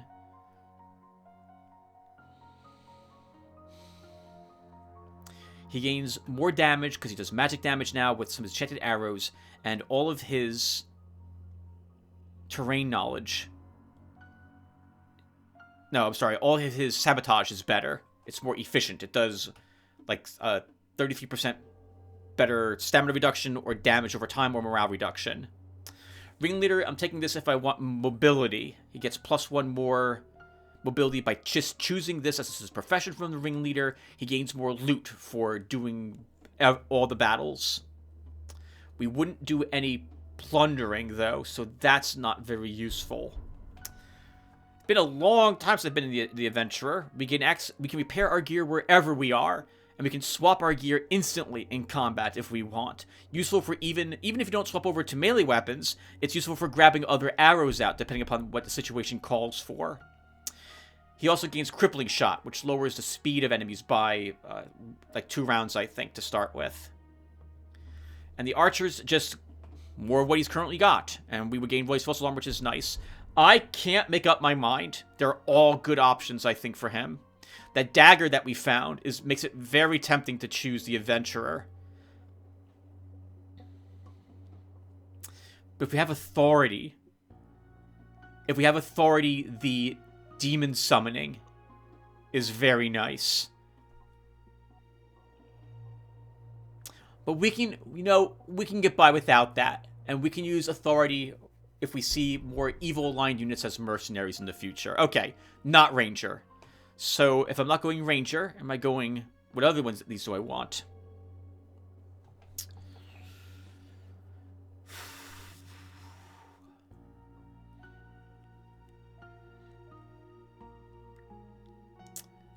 These are all nice.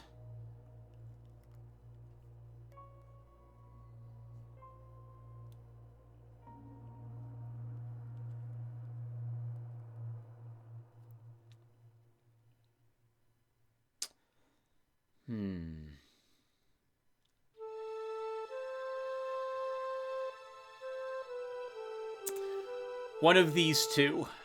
I mean, the mobility is useful though, Tim. That makes up for having swordsmen in your army. Oh, everyone, I'm so sorry. I can't think of which one of these I want. It's not even turned 40 yet, and I'm already level 10, which is, well, that's about average for me, hitting level 10 right at level 40. Is that right? I think so. I hope so. I'm saying that. I don't know which one of these to pick, everyone, and I can't ask for your opinion, because it's happening now. I don't want to revert and do this battle again. So...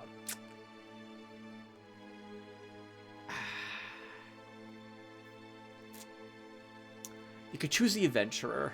We don't have any good melee weapons.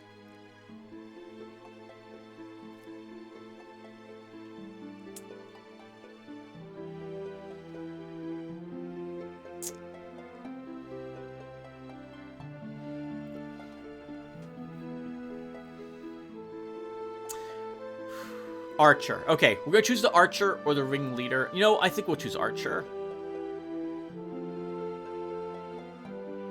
I don't really ever like the 2 shots per turn is the thing about the Archer.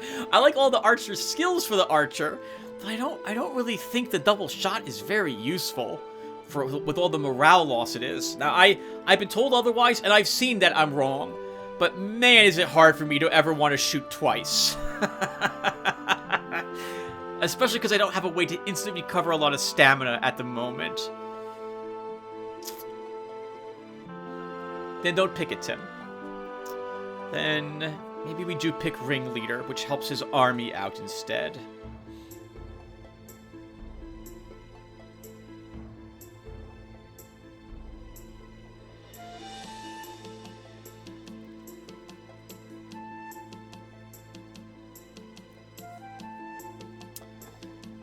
Okay. We'll take Ringleader. So, if we see any ranged tactic upgrades, those affect Lythe as well, to my knowledge. So, he'll also gain the additional range attack. I think that's the way that works. So that's useful at the very least. And this also, I think, gives him +1 more stamina as well. So, we'll take Ringleader. It's done. Now it's done. Lost Fremen will give you an extra range attack damage. Give you a healer. Please get a medal. Oh, it's a healer's medal, not the Order of Salvation, but it's still nice. We'll give it to you. +1 ammo. I forgot we were doing even more things. The hero Urzalar has approached the deserted ruins of a city of the ancients. Often an ancient artifact or some treasures hidden by the current occupants of the ruins can be found in such places. 4 enemies. I think Urzalar can win this battle. I'm so nervous about that elf just killing you outright, so let's be kind of careful about this. Let's let's do this. Okay, now how are we doing this battle, Tim?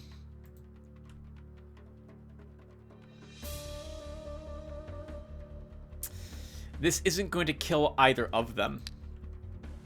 It does 9 damage. And it's affected by their defense. So he'll have a little bit of life left. As would he. 6 range. 1, 2, 3, 4, 5, 6. Can't reach us this turn. Okay.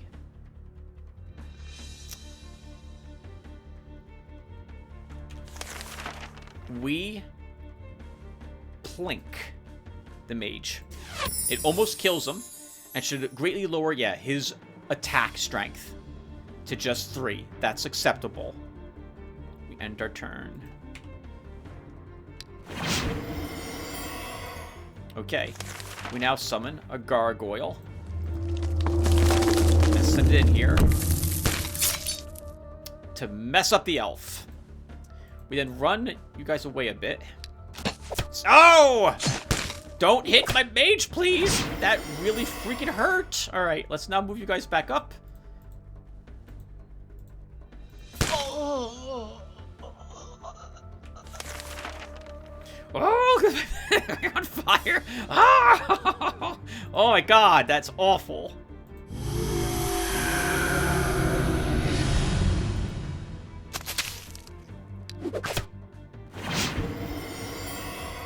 They know they've lost. They're trying to damage everything else. But it doesn't matter. We're killing all of you. Stupid adventurers. God, that hurts so much. Let's summon a Naiad? Yep, and it can heal. Oh my god! It can heal 10 freaking hit points? It's level 16. Oh my god. What level are you? Level 8? Level 8? Why are you level 16? I'm glad. That seems really strong, though.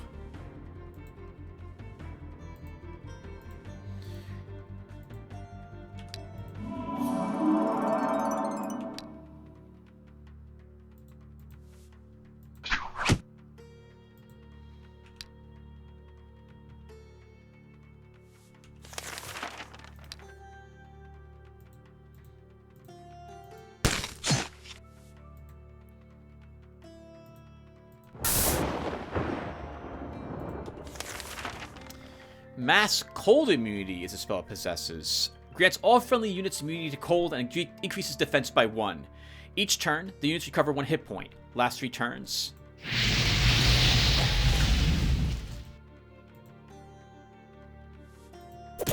Oh my god. This guy has parry. Good god, we can't even hurt him on that hill. Alright, never mind. That was a mistake. Actually, it wasn't really a mistake. Maybe kill him with other units once his stamina's decreased.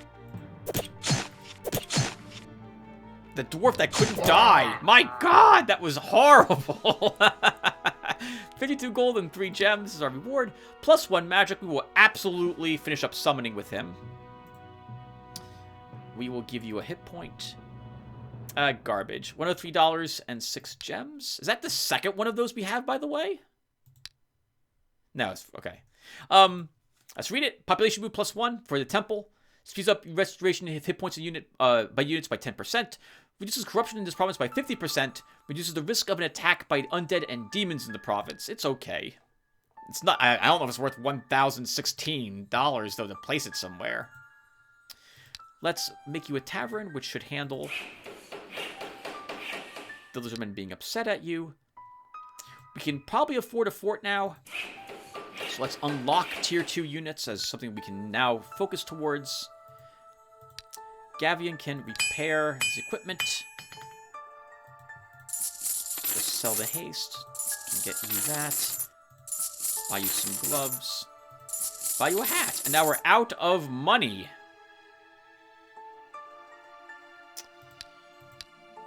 Which means we can't put a unit in your... Well, actually, I guess we can give you another slinger.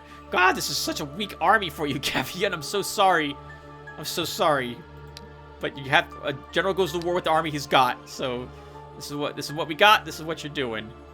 I don't think you can kill anything. Oh, I should have done more... No, you leveled up and got command, so I'm sending you back here. So we're fighting... We'll try the monsterologists. It's awkward to have slingers fighting in forests, though. That's so awkward. You know what? I've just convinced myself I don't want to do that. Let's go over here and fight the orcs. Unless, is there other locations we can possibly do?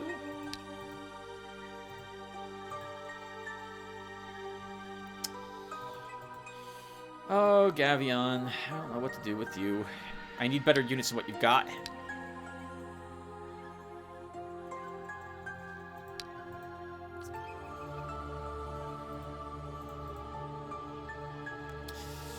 If there's 3 gnolls, you can win that battle. Let's have you go there, Gavion. As for your spells, we should give you a shock.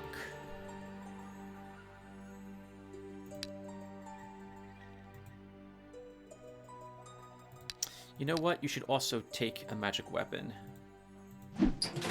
Oh, well, maybe we shouldn't do that. Urzanar, you gained 2 more spell slots, so we will give you the Summon Ifrit. And I guess we'll give you a Spectral Blade.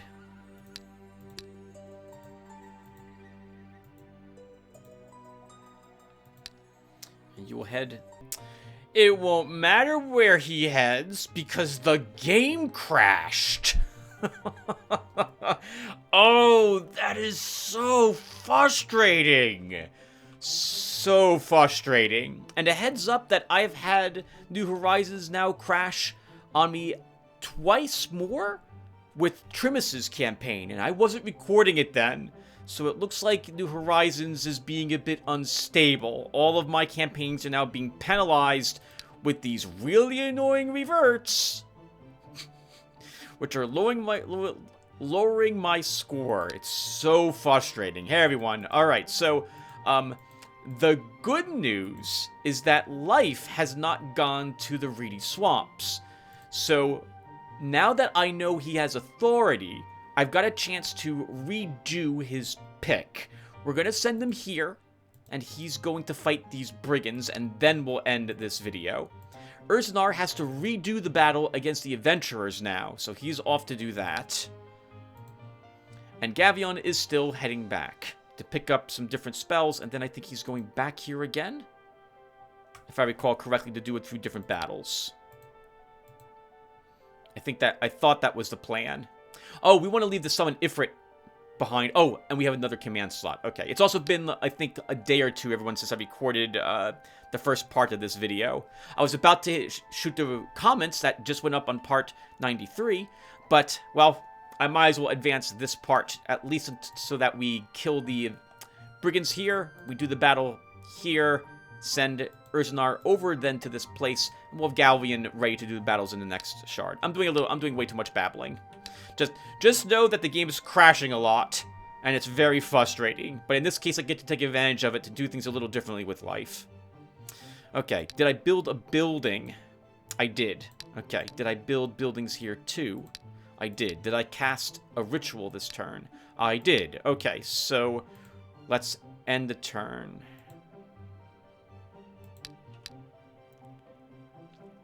Okay, so we already read this. We had to do this battle again. I don't remember... I remember that Erzadar got set on fire last time, which makes me kind of nervous this time. But I think we'll survive. Let's go ahead and start.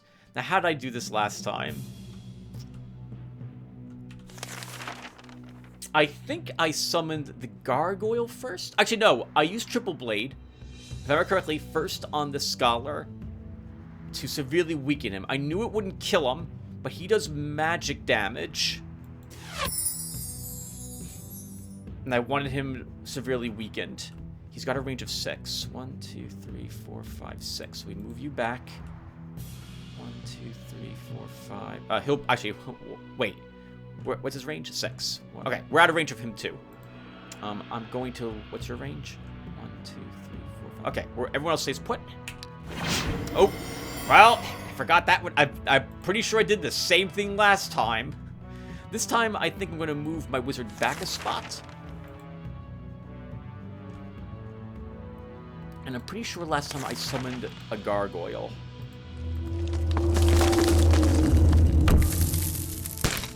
And we begin weakening the elf. If he moves here, 1, 2, 3. Oh, okay. Well, this is gonna hurt.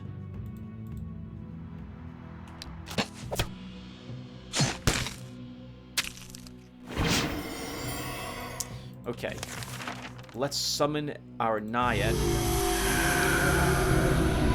Keep him alive, and we'll kill the elf.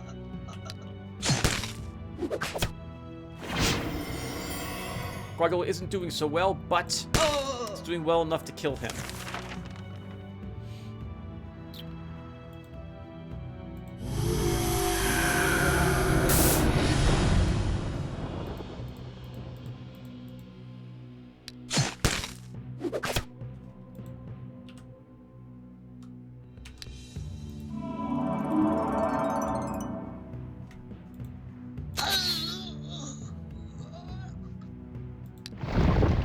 Cast upon yourself.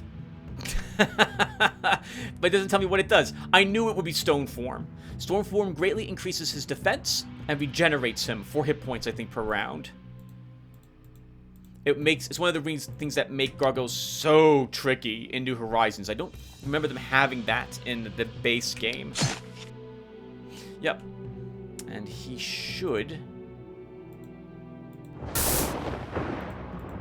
survive the attacks by this dwarf.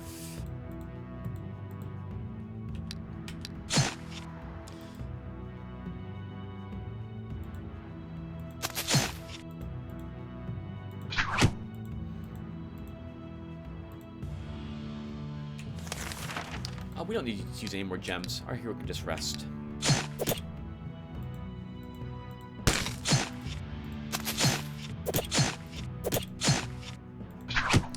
Oh, right. This guy was the absolute worst, best dwarf ever last time, too. Good God.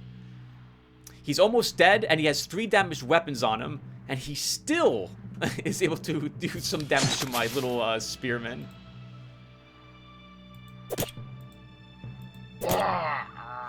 Good job, guys. Now, I think last time we got plus magic. This time we do 2. We will still grab summoning 3. What are you getting? Stamina.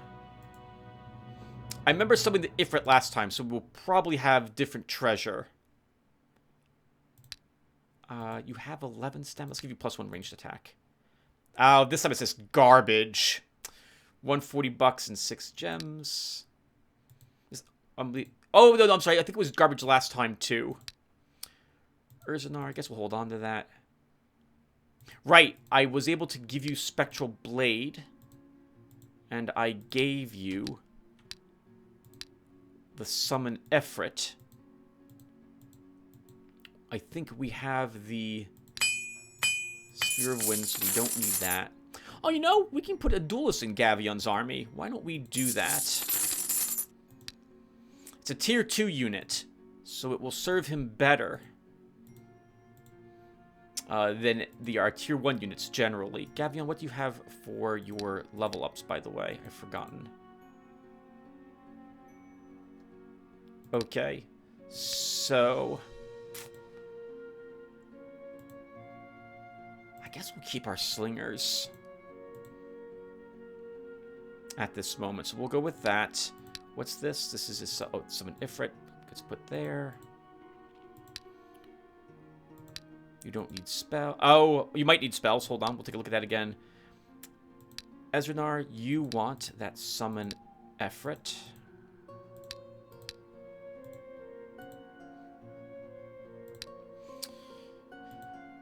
Okay, and then what are we doing? You were going over here to fight the adventurers. Lythe is now going to go in here to fight the brigands. Gavion, a level 5 commander with 4 points of command. That's wonderful. You gain command every single time. I forget what the Thicket Guards were.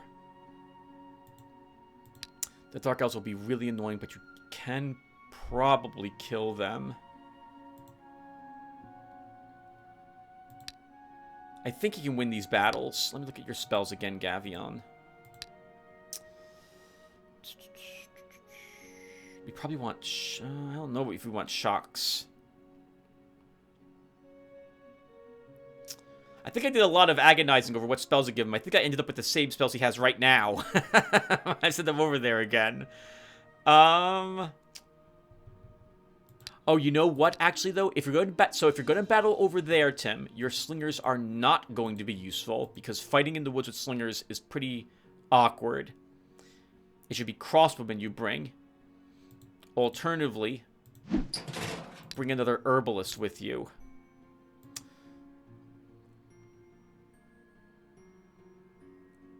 So we'll do something a little weird, and we'll bring this army with us at the moment.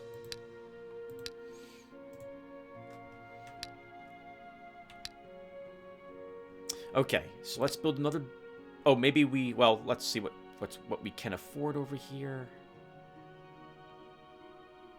Should have built the practice halls before I hired those units.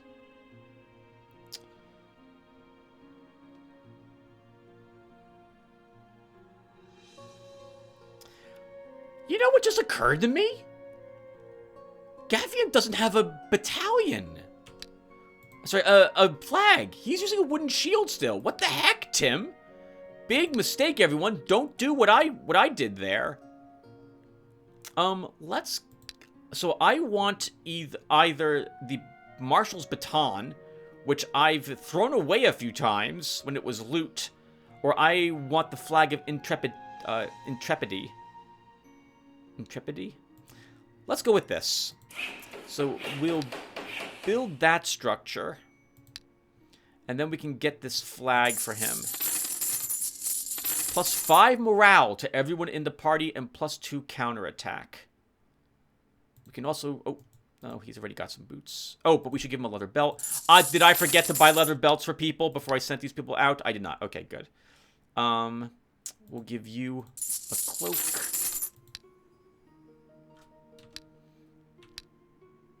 And with only 40 bucks left, I don't think we can build anything except a granary over here. That gives us 20 bucks left, which I think is enough.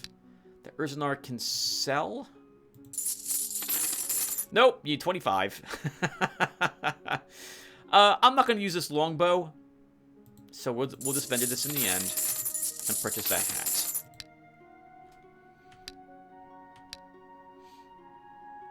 Okay, let's end the turn.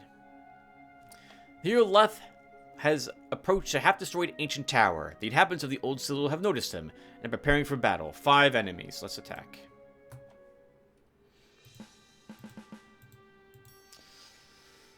Oh, you should be on the hill.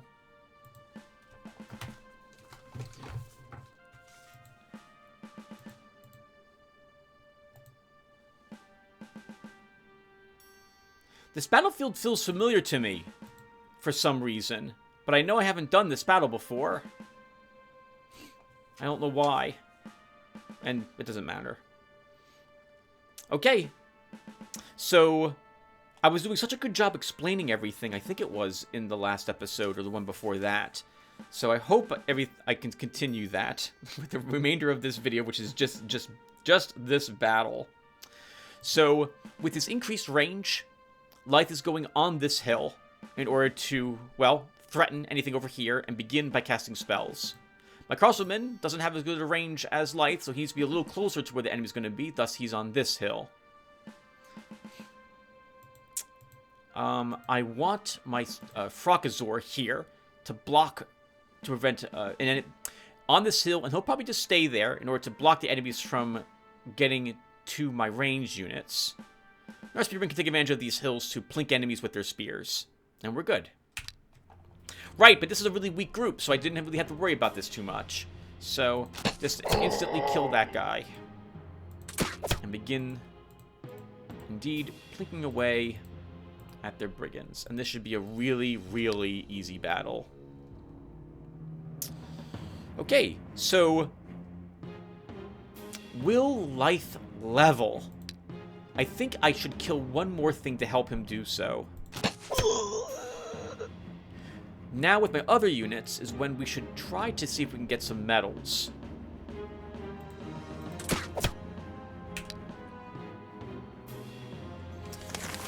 So I'm going to put magic weapon on you.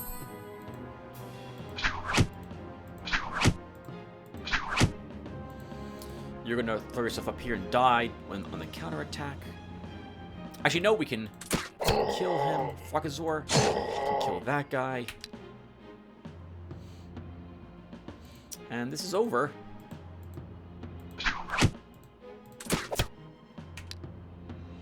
And let's see if we get lucky enough to get this guy with a medal. Our crossbowmen. Scout Lyth has reached level 10. It's time to determine his future. So now I know he has authority. And so I wouldn't mind him gaining summoning. But we gain different picks this level up. So looting now is if you want him to be an archer. Still gain constitution if you want him to be an adventurer. Ringleader now gains hit points and resistance. And magic power for him if he wants to be a ranger.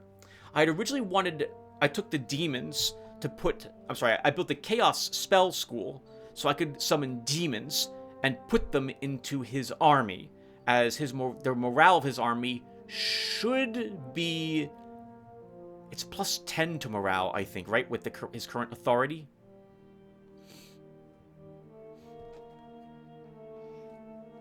Well, we could arguably, it would take a while to get him up levels. But we could, the way I think it works is that when it just occurs to me we can do something, we can probably still take Ringleader with them, or Adventurer, and things are still good. And we can still put demons in his army. So here's what I'm thinking.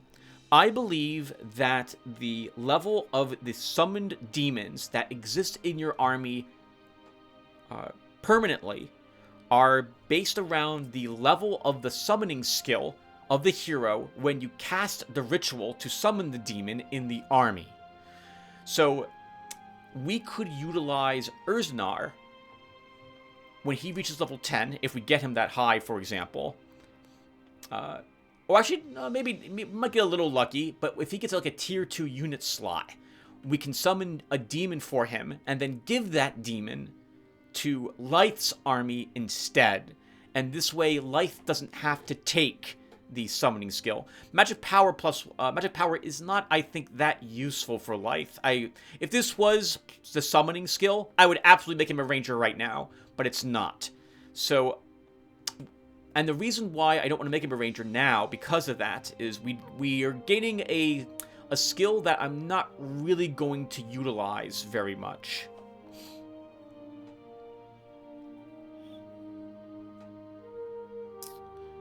So I think we'll still pick Ringleader again, and Lyth will have with him a large army. So let's take this. So my troops will gain hit points and resistance, +1. I don't really need you to get counterattack. You can heal yourself a little bit better. And ammo for you. He did get the medal. Perfect. Garbage, but this was a very easy battle. And now we can end this video. This also means that these weapons should be left behind. Next time, maybe we'll make Lythe or whoever we have a adventurer. These would be, by the way, a good combo for an adventurer. There's one more thing I think the adventurer gains, which wasn't listed in that list. I think the adventurer, when he selects the combat stat upgrade from the warrior, gains twice the benefit of it. So that's the thing that gives you like +2 attack, +1 counterattack. Again, I think the adventurer gains twice the stat increase. So he'd gain +4 attack, +2 counterattack, to make up for the fact that he didn't start as a warrior, for example, and won't be able to level that stuff as high. And the fact that you've probably given him marksmanship 3, but he's gonna be mixing it up in melee as well. So it kind of, if this is the case, this would make up for the fact that you did indeed take a bunch of range attacks, but now you're moving him over to melee attacks, since you can't obviously do both. And splitting that is kind of awkward normally. Alright, so this is probably a good spot to stop. But as usual, I'll try to end this turn first. By that I mean set up my units to end for the beginning of the next episode. We'll have you fight the Night Elves. You might as well start with that. God, it's gonna be so awful. You know, I don't really want to do that. Let's start with the Knightly Order instead. Urzanar, you'll fight the Adventurers. Lythe is going in to fight the Brigands. We can build a building in one of my provinces. Oh, maybe I can, maybe I can't. Do I have all 3s? Just this one. So we'll put a granary here. Oh, we can upgrade pubs to taverns now, Tim. Okay, we'll do that soon too. And I think we'll hold on to a little bit of our money, and that does it for the episode. So now I will be off to read your comments. I'll be back in a few seconds. Alright, everyone. Let's go ahead and read the comments now. Froscagore of Froscagore? Froscader. 17 minutes ago, sir, you left your comment on part 193, and you have the timestamp where I named you in this episode, and you say, "Hello there, handsome. Hey, well, thank you. As I am a willing Cyclopean offering, I do not mind being a low level to start." Well, I'm not going to kill named people as sacrifices if I can avoid it. I think in this episode, we had the battle against the 4 spiders? I think we did. It might have been the last one, but I can't remember. I don't think it was the last one, though. And as you saw, I was going to sacrifice the... I think... I might be thinking of a battle I did instead with Trimus's campaign, but we didn't lose the halfling either. I will assume that this was this campaign, because I'm getting so confused now about which campaign I'm currently playing sometimes, because I am naming you people in Trimus's campaign now as well. That's not being recorded at all, but I'm doing it so I can remember instinctively who wants to be what unit. Speaking of which, by the way, Grouchish, I will name the crossbowmen we hired, that just gained the medal here after you next episode. In the very beginning of it, so everyone can see that happen. Yes, but I will try my best to keep you all alive for as long as I possibly can. If your characters do die, and we get, however, we're still playing and we make it to tier 2, I may bring you back as a tier 2 unit then, and so on for tier 3. But I won't bring you back as the same tier unit. Normally I don't, so I guess we'll talk about, going on a small tangent here. Normally when I name people after viewers, I do not make any like Mark 2s or Mark 3s, etc.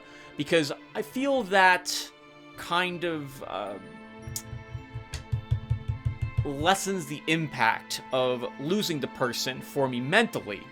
Because if I can just name everyone at like every crossman I get after Grouchus, and if they die, I'll just make another one, no problem. Just reach into the magic bag, pull out another crossbow, and it's exactly the same crossbow man.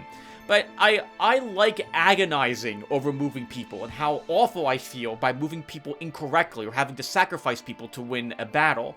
And I think it's more impactful if I don't just keep renaming people over and over and over again. And so I won't do that, but I would be willing in this game to name you after a higher tier unit that has the same type of feeling as a unit you had been earlier. So, for example, if Froscador dies, but we get another defensive frontline unit, like a pikeman, a guardsman, for example, I would be willing to have Froscador appear again as a guardsman. So that will be the plan going forward. We'll see how well we like it. All right. Speaking of Froscador has a... Oh, Froscador, you left another comment. Okay. 8 hours ago, Froscador mentioned a timestamp and said 6 dragons sounds impossible. Laugh out loud. I guess maybe a Death Knight with insane buffs can solo it? Anyway, the hardest crystal requests you to kill tier 3 units, medium tier 2, and easy tier 1. There is no tier 4 quest from Crystal, I'm pretty sure. At least I've never seen it. Okay, thank you very much for that, Froscador. So, Froscador. Sorry, not Froscador. Yeah, so I don't recall doing quests for the Crystal, higher level quests. I might have done 1, maybe 2 medium quests, but I don't remember if I did them in this playlist. It might have been when I was doing multiplayer games against myself. And I don't remember what the rewards were, so I couldn't remember what they do and if they're worth doing. I mean, they're arguably always worth taking, just in case you actually do find what they want you to kill. And since you can just summon the crystal to you using that spell in New Horizons, that's also very efficient to maybe look for them. Although it's probably easier to just keep giving lower level quests to your lower level heroes. Can you give a low level quest to a hero and then a medium level quest to a different hero, or is it one quest only given at any time by the crystal? I don't know. I can't remember that either. And the first thing Froscador was talking about to 6 dragons is because there is a wing of dragons as an encounter. I don't think we have any in our current locations. I don't remember seeing them, or I would have... Yeah, there's a dragon there, but that's not a wing of dragons, or a dragon wing is what it's called. And it's more than one dragon. I'm pretty sure it's like 4 to 6 dragons. And they're various levels as well. So like they've been leveled a bit. So they're not just tier 1, like a level 1 dragon. Tiers are the wrong word to use. It's not like a level 0 dragon without any upgrades. Like, it's got upgrades. It's gonna be tough. One of them's gonna have a medal. It's gonna be really impossible. I have no clue how on earth you solve that problem. Or solve that problem, how you beat that fight. No clue how on earth you take on 6 dragons. That's... Even 4 dragons... Heck, even 2 dragons is really tough. You're gonna lose a good portion of your army trying to defeat them. Grouchus says, I would save the brigands for life, as questing gives quite some experience points. Yep, so that was the plan, and thankfully, we did it right now, too. Just about 4 minutes ago for me. And yes, because we, as Grouchus has said, and Grouchus, I'll read the rest of your comment in a few seconds, minutes maybe. But the brigands are very important for life to kill in the end, although it's very tempting to have given them to a low-level hero as a location they could actually beat to give themselves some experience points. This way they get the momentum they need to take on harder locations. It's so important to get the quest completed with life, because that's extra experience points for completing it. Plus, we get the quest cleared out, so we can give the quest to kill the next thing to a different hero, so that will be the plan. And that was the plan as well earlier. Grouchus also says you can hire renegades and thieves and assassins at a thieves guild if you clean the location and then decide to be bribed to keep it open. Oh, wow! Really? Thank you, Grouchus. I did not realize that. I always thought that it was the only thing doing that did for you was 200 gold immediately, and that was it. And in return, you get a location that occasionally does, like, causes problems in the province. So I never accepted it. I was like, no way. We clear out this location every time, and we just destroy it. I don't need that 200 gold as much as I don't want that location there any longer. But now that I know that, we can probably hire renegades if we find a thieves guild in the future. And assassins and thieves. And we can give them to a commander or a unit that has authority. Yeah, and this is authority 10 now, so effectively this guy's a priest. So he can absolutely mix and match the units in his army without too much trouble any longer. By the way, on Eadorpedia, you can see on each unit how you can hire them. Oh, okay. Oh, okay. I'll have to check that in the future. Actually, I'm curious, so I'm going to check something right now on Eadorpedia. Let me quickly go there. And let me see. So, if I go to units, and I want to search for... Oh, Witchers. Can I hire Witchers? A Witcher Citadel! Really? There's a location. Well-guarded Witcher abode. We can hire Witchers. Locals are afraid of Witchers, not without reason, because to recruit Witcher, they need their children. Oh, interesting.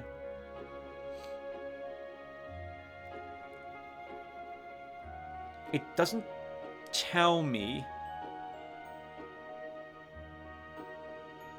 where I can find this. I'm guessing it can spawn in plains, forests, hills, and swamps, because I see zeros by there. Normally that means it can't spawn there to me. Oh, it's a wait. Okay, there's a non-increased chance that they will be in any type of terrain. Okay, I've never seen one of these before, but that's good to know. So, Adorkable, we will be able to make you a Witcher after all if we ever find the Witcher Citadel. I think a Witcher is a tier 3 unit. I'm pretty sure it's a tier 3 unit as well. Alright, and then Grouchus also says, I love Sphere of Stone, in particular Stone Crust. It's a healing spell, a damage spell, a protective spell, and a sleep web all in one. Too bad you didn't go for Nature School for the Summoner. At higher level summoning skills, you can get level 20 plus animals with the Summon Nature Ritual. Yep, well, I'll talk about that in a minute. The Bird Eater Spider can be upgraded twice to a unit that is equivalent to a strong level 3, weak level 4 unit, but still counts as a level 2. Yeah, I think that was the Gobbler, right? Or something of the sort, if I remember what, who was it that mentioned the name of this before? Oh, I can't remember the name. I think it might have been... I think it was you, Alexander, or Frostgadur, who mentioned it to me. The spider upgrade, where you have to level it, yeah, you have to level it twice, yeah, so that does sound indeed like the Bird Eater. And I think I had one some time ago. So, yes, we didn't go with the nature spells, because I have gone Nature Summoner in the past. And so my plan this time was to go Demon Summoner, because I haven't really done that very often since I'm playing a good aligned Astral Master. But since Life has authority, I thought we could probably get away with it. And we'll probably be making Urzanar a priest, so he can get away with it as well by holding on to demons in his army. Or actually, we will make him a summoner, and we'll summon demons into his army, and then give them to life, as I had talked about near the end of this video, for example. But that's what I wanted to do this time around. But I have summoned warbears or giant eagles into the army. You get a random unit of some sort when you summon nature, like slugs or something of the sort. And it's very powerful. I very much like the druid is the class that you upgrade to with the level 10 wizard if you want to summon, be the summoner. And he's great with wands also, as the wands by default now root targets in place. And AoE wands root an AoE in place, like your fire wand if you have one of them. It's a great class. All the classes in this game are great for one reason or another. They all have their perks, and they all have things that make other ones more attractive. So, yeah, it's really amazing. But I have, Grouchus, I have done this in the past. So if you want to see that, let me see. I will try to mention what video it was. Oh, okay, hold on. Let's see. I gotta search my playlist for Eador. Do the whole playlist. And I'm pretty sure it... what was it? It's in part, like, 100 or... Oh, is this it? Oh, okay. Go to part 91 in this playlist, Grouchus, if you haven't seen it yet. It's titled Shenardrium, Spider Whisperer. And he's got like 2 or 3 spiders, and I eventually level up one of these spiders to like the tier 2s. I rank it up once, and I think I get another one I'm able to rank it up again, but it's much later on. And that's, yeah, that part goes to part 97, which is titled Goodbye Best Shard. I had so much fun with that summoner. It was amazing. Amazing. Really incredible. Alright, who's next on the comments? Bruno says that, oh, okay, he's quoting me and says, "Thank you for your contribution." Damn, bro, imagine those being the last words you hear. I can't remember, Bruno, when I said that in part 193. That sounds awful to hear in either, on either side of the battlefield to me. So, that's like the final goodbye, you get told. A hearty handshake or a hug. Or hopefully, if it's a cute girl commander leading you, a kiss on your cheek before she sends you off to your death. But if you're on the other side, that's awful because that's mocking the amount of experience point we're going to earn by killing that unit. Bruno says, regarding people asking about modding, okay, as Tim said, it's not that hard, especially if you have some basic knowledge from modding any other game. If you are somewhat brave, and with the help of Google Translate, in the Russian section of the forum, there are some clues or tips. Once you get the hang, most changes you want to make, assuming it's something basic like adding an event to change some unit stats, will come from common sense. Yep. The modding of the game is not difficult.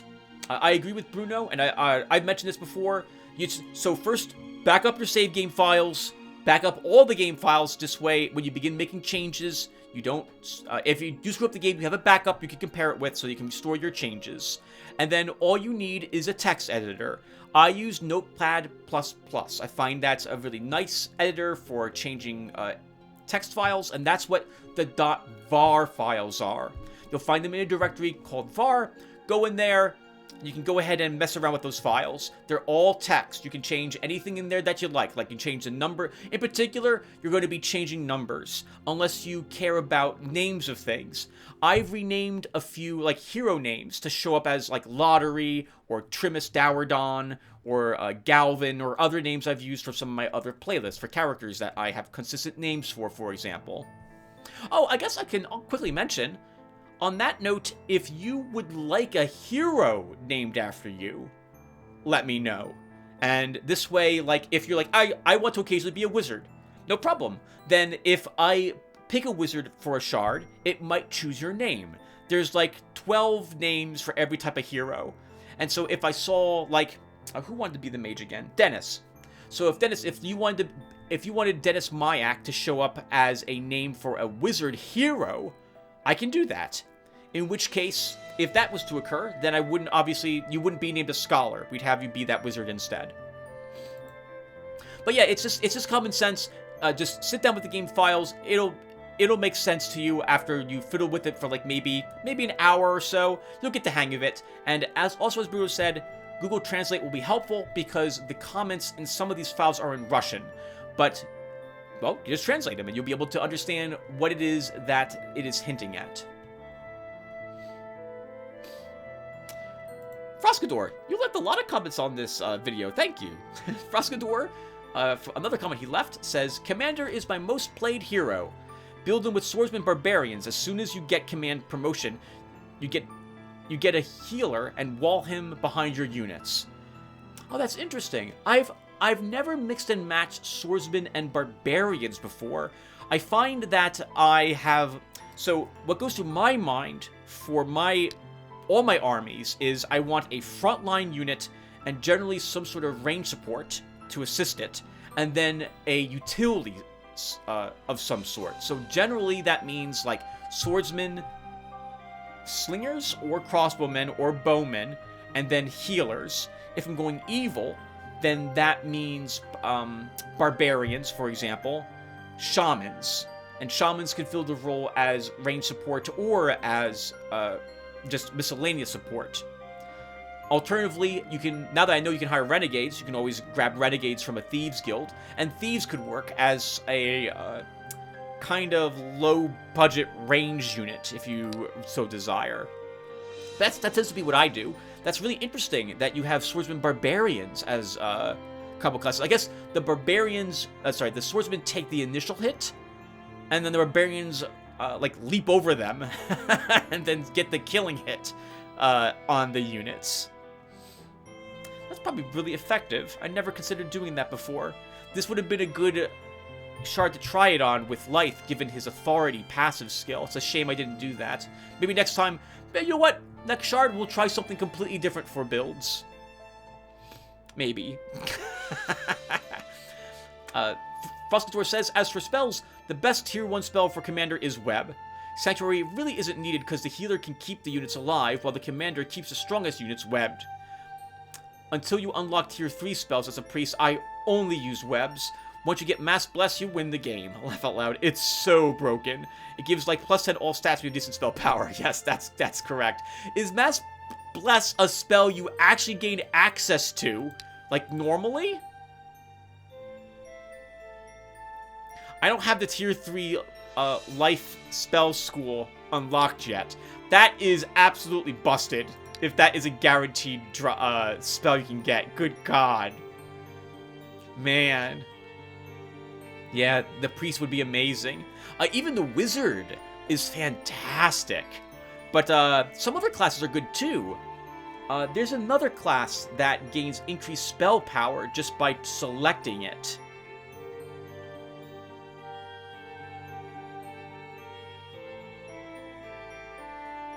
Is it the battle mage? I think it's a battle mage. So, Mass Bless, as you guys have known if you've watched some of the prior episodes of mine, when I first found Mass Bless, I didn't realize that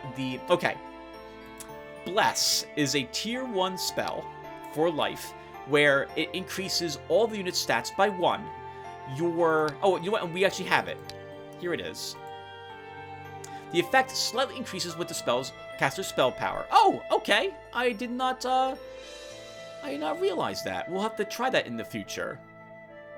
Okay, so as you level your spell power, Bless eventually improves all your stats a little more. That's actually really useful to know. I mean, that makes spell power much more attractive for me on some of my heroes. Like, Ursnar, do you have any spell power? You do not at this moment. But if I was to take spell power with him, I would absolutely begin taking Bless with him to cast it on my heroes. It works the same way with Mass Bless, but Mass Bless affects all of your units. And if you have, like, 5 the way it worked in the past was that it improved your units' stats equal to your spell power. So if you had 5 points in spell power, that's +6 to all stats. That's disgustingly powerful. Way too powerful in my opinion, and we're probably going to lower the effect of Mass Bless if I find out if I can, because that's ridiculously strong. That is so good, and it lasts for 6. I think it lasts for 5 or 6 turns. Your army is basically indestructible for 6 turns, but that could be how you defeat a flight of dragons. If you have like +10 spell power, +10 to all stats. Good God, your arrows doing like your range attacks are doing like 20-30 damage depending upon what units you're using to sling them. God, it's amazing. All right, I went on a little tangent there. I'm sorry. Alexander says, "Hey Tim." Hey Alexander. I'm taking back what I said about halflings. Oh? Seeing a bunch of high-level halfling slingers with 3 precise shot medals take down a golem in a single salvo is a scene I'll never forget. Yeah! Then they get ignore armor upgrades normally as they level 2. So, well, actually, I think quite a few range units get that. But,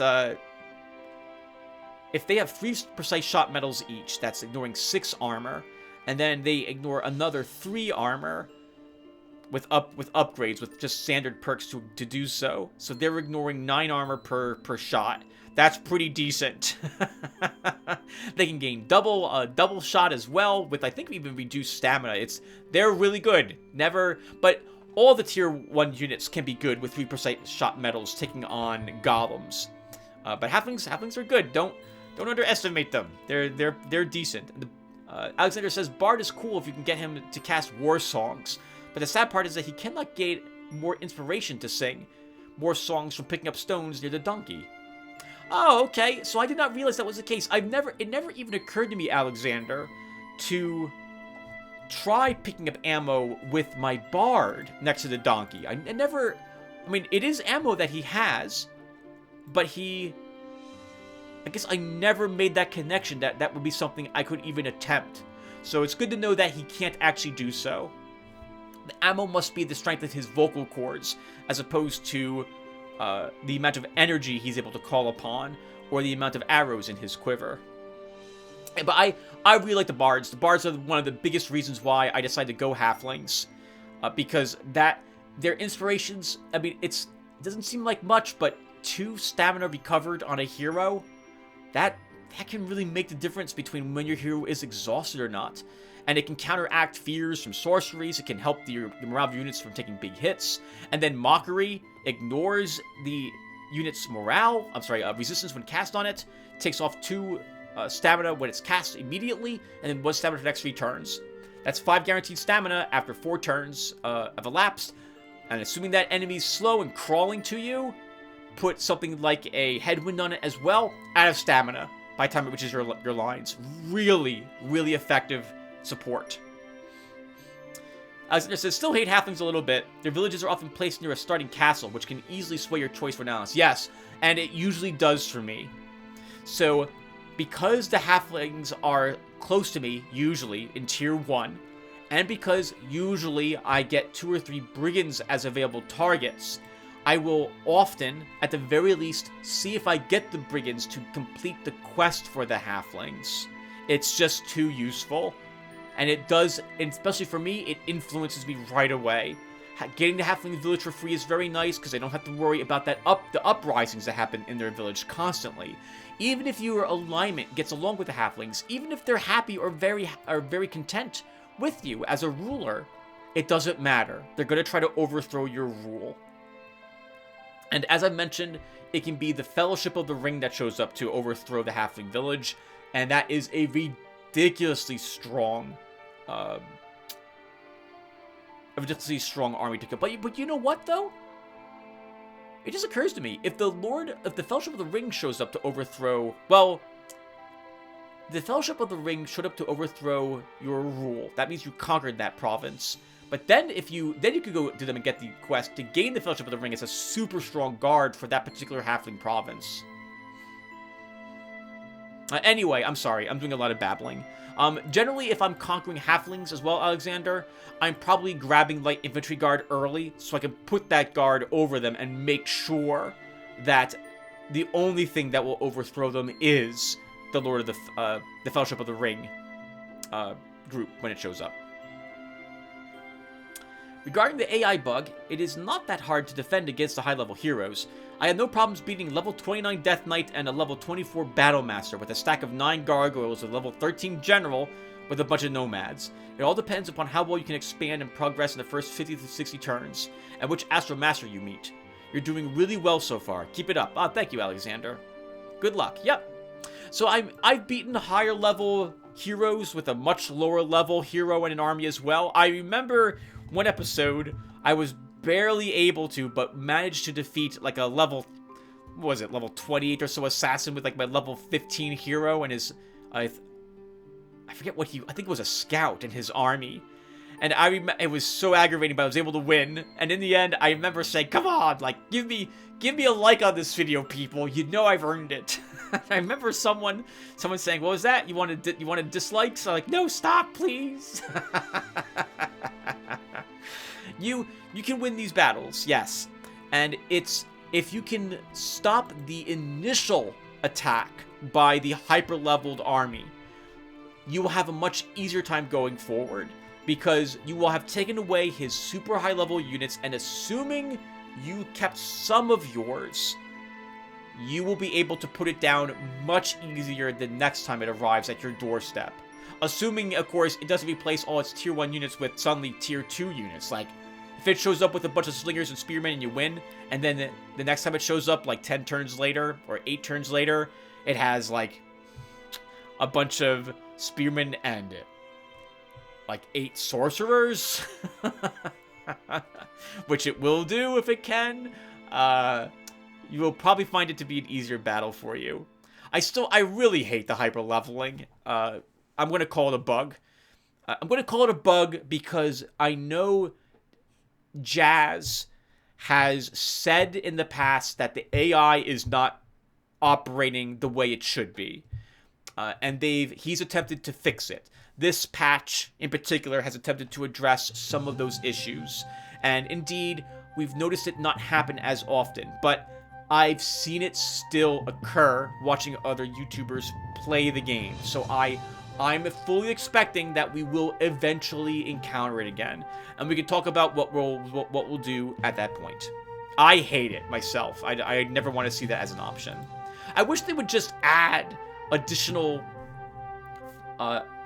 things you could put into one of the VAR files to configure the AI a little bit. Like, let me put in a maximum amount of experience the AI can gain a turn at, like, the early levels. This way, it prevents it from reaching level 30 on turn 30. Or something of that sort. It's because it's just so frustrating that we're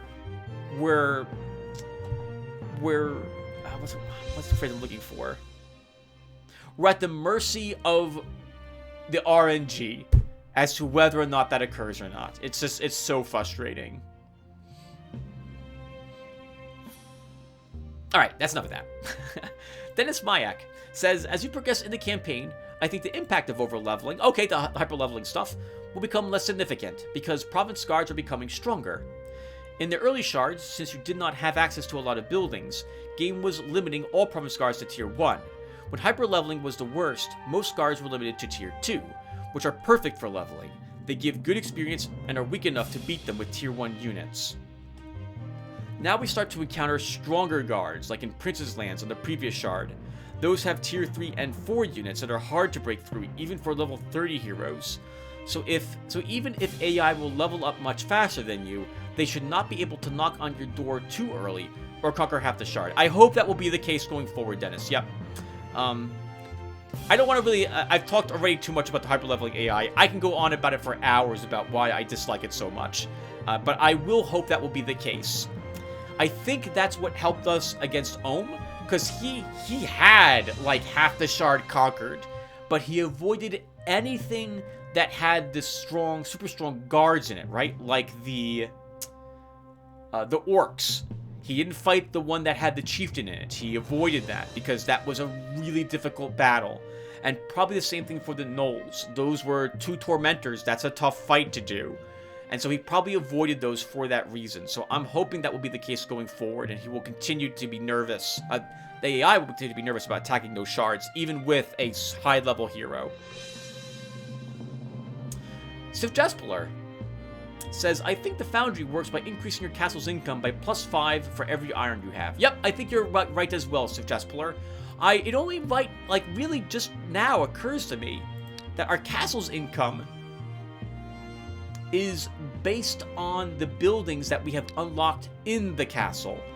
It never occurred to me that's what actually was happening. Like, when I would build the pottery for +4 income, I just assumed that was part of the province income. But no, that's not the case. The province income is based just on the province and the buildings you build in it. Like, your pubs increase your gold income. Your mine increase your gold income. And, well, I don't understand why Ritual's getting so much, but I'm really happy it is. I think it's because it's a village as well. Oh, and it's 100% explored, which helps too. So anyway, so yes, I believe you are correct. And I got 2 more comments. Are they on this video? They are! Alright, hold on. Froscador. 27 minutes ago. Have I been talking for like 50 minutes now for this comment section? Says, Larry, don't worry. It's surprisingly fun watching when you have a unit named after you. I hope I can request some other unit in the future. Oh, sure. Yeah, so, So I mentioned earlier how I plan to do the units for you guys. I think it's best if we limit the number of units I name after people, because otherwise it's going to be like I'll have to have a whole huge list of names. So right now I'm going to limit to 1 active unit per viewer at this point. But if it turns out that like I'm doing so well and many people aren't dying, I'd be willing to accept second names for folks going forward. Professor says, to answer your question at 13314, you get renegades by promoting brigands. Oh! As such, for the halfling quests, renegades also count as brigands. Yep, that is 100% the case. And I count that into my I account for that in my calculations when I'm fighting brigands. I knew that we were going to like kill 3 brigands here probably. I was expecting to fight 2 brigands and 1 renegade. And we fought 3 brigands, 1 renegade, and I think 2 thieves in this location. So that was really worthwhile.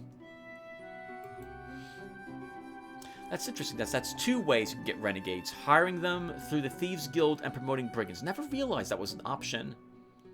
And I got one more other comment from Alexander. Alexander says, need to correct myself a little because lack of sleep can lead to me to not understand what I'm trying to say. Unless donkeys get a skill that gives meditation to surround himself, bars and other mages won't recover ammo, and that's the sad part. Oh, okay. Interesting.